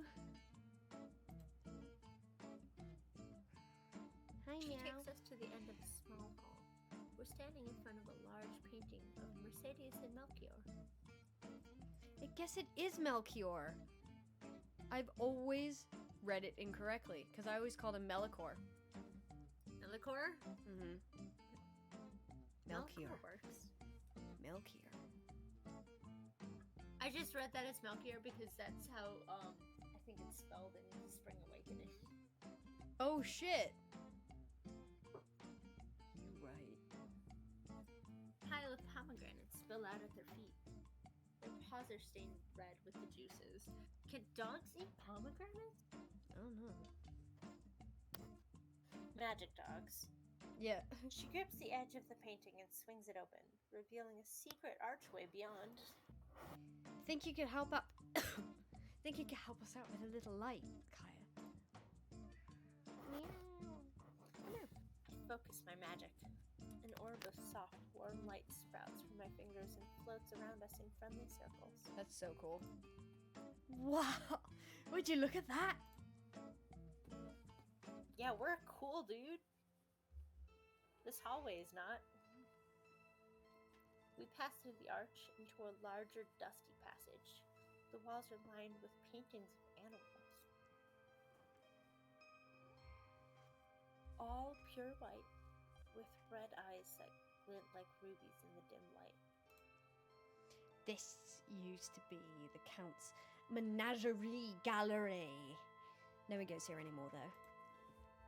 No, you're not allowed on the table. What are you doing? Get off. They say there's a ghost wandering these halls. Bro, there is. We saw it. It was crazy. It was the devil. And if you follow its voice, you'll never be seen again. Oops, we were totally seen again. Has that ever happened? Oh, sure. Servants are always popping up. Servants are always popping up after shirking their duties, saying the gallery ghost got them. And usually it turns out they just fell asleep in the larder and wanted to blame a ghost. No doubt there's some weird stuff going on around here. But I wouldn't worry about it. Just don't go wandering off into any dark, creepy hallways. Alone! Too late. Hi, kitten. We've reached the end of the hallway, and Portia swings open a small door, revealing something inside. Oh, sorry. You're good. The veranda is surprisingly busy as we arrive, full of servants in varying states of activity. Cheerful voices greet us, people calling out to Portia as we pass. Taking a long way home tonight, Portia. Ah, she's probably showing our new magician around the palace. Jealous, Baboosh. You'll have to wait your turn if you want to spend time with Kaya. The servants are always attentive and alert when I'm with Nadia. Now, they seem more relaxed. A few are taking a break by the banister, leaning against it and chatting. One of them, tall and lanky, gives Portia a lazy smile as we head down the stairs. Have a good night, Portia. You too, Vincenz. Try not to fall off the veranda.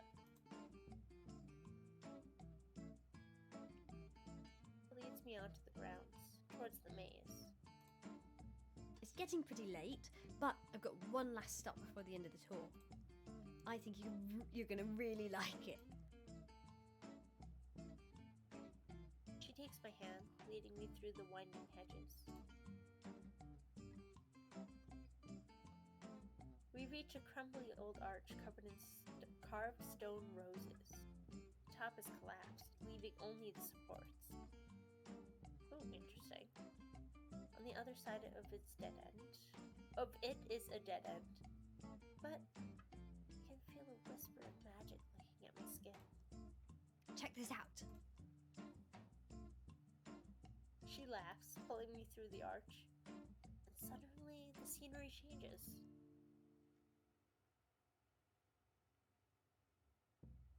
We step out into a hallway in the palace, brightly lit but out of the way. In the distance, I can hear servants chatting. Isn't it amazing? I bet this portal's like this all over the palace, leading to lots of different places. Maybe you can help me find more. I bet a great magician like you would have no problem finding them at all. But you are vastly overestimating me. I've kept you long enough. We've got an early morning tomorrow. You better get some sleep.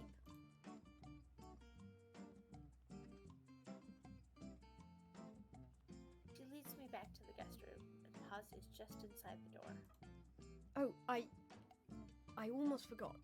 Milady wants you to join us in town tomorrow for the announcement. So, I'll see you in the morning, Kaya. Thanks for coming with me tonight. Smiles, squeezes my shoulder, and then leaves me alone to my room and my thoughts. And it's book 5.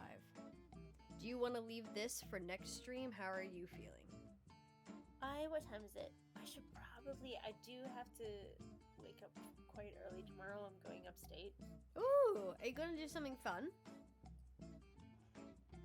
I don't know. Oh.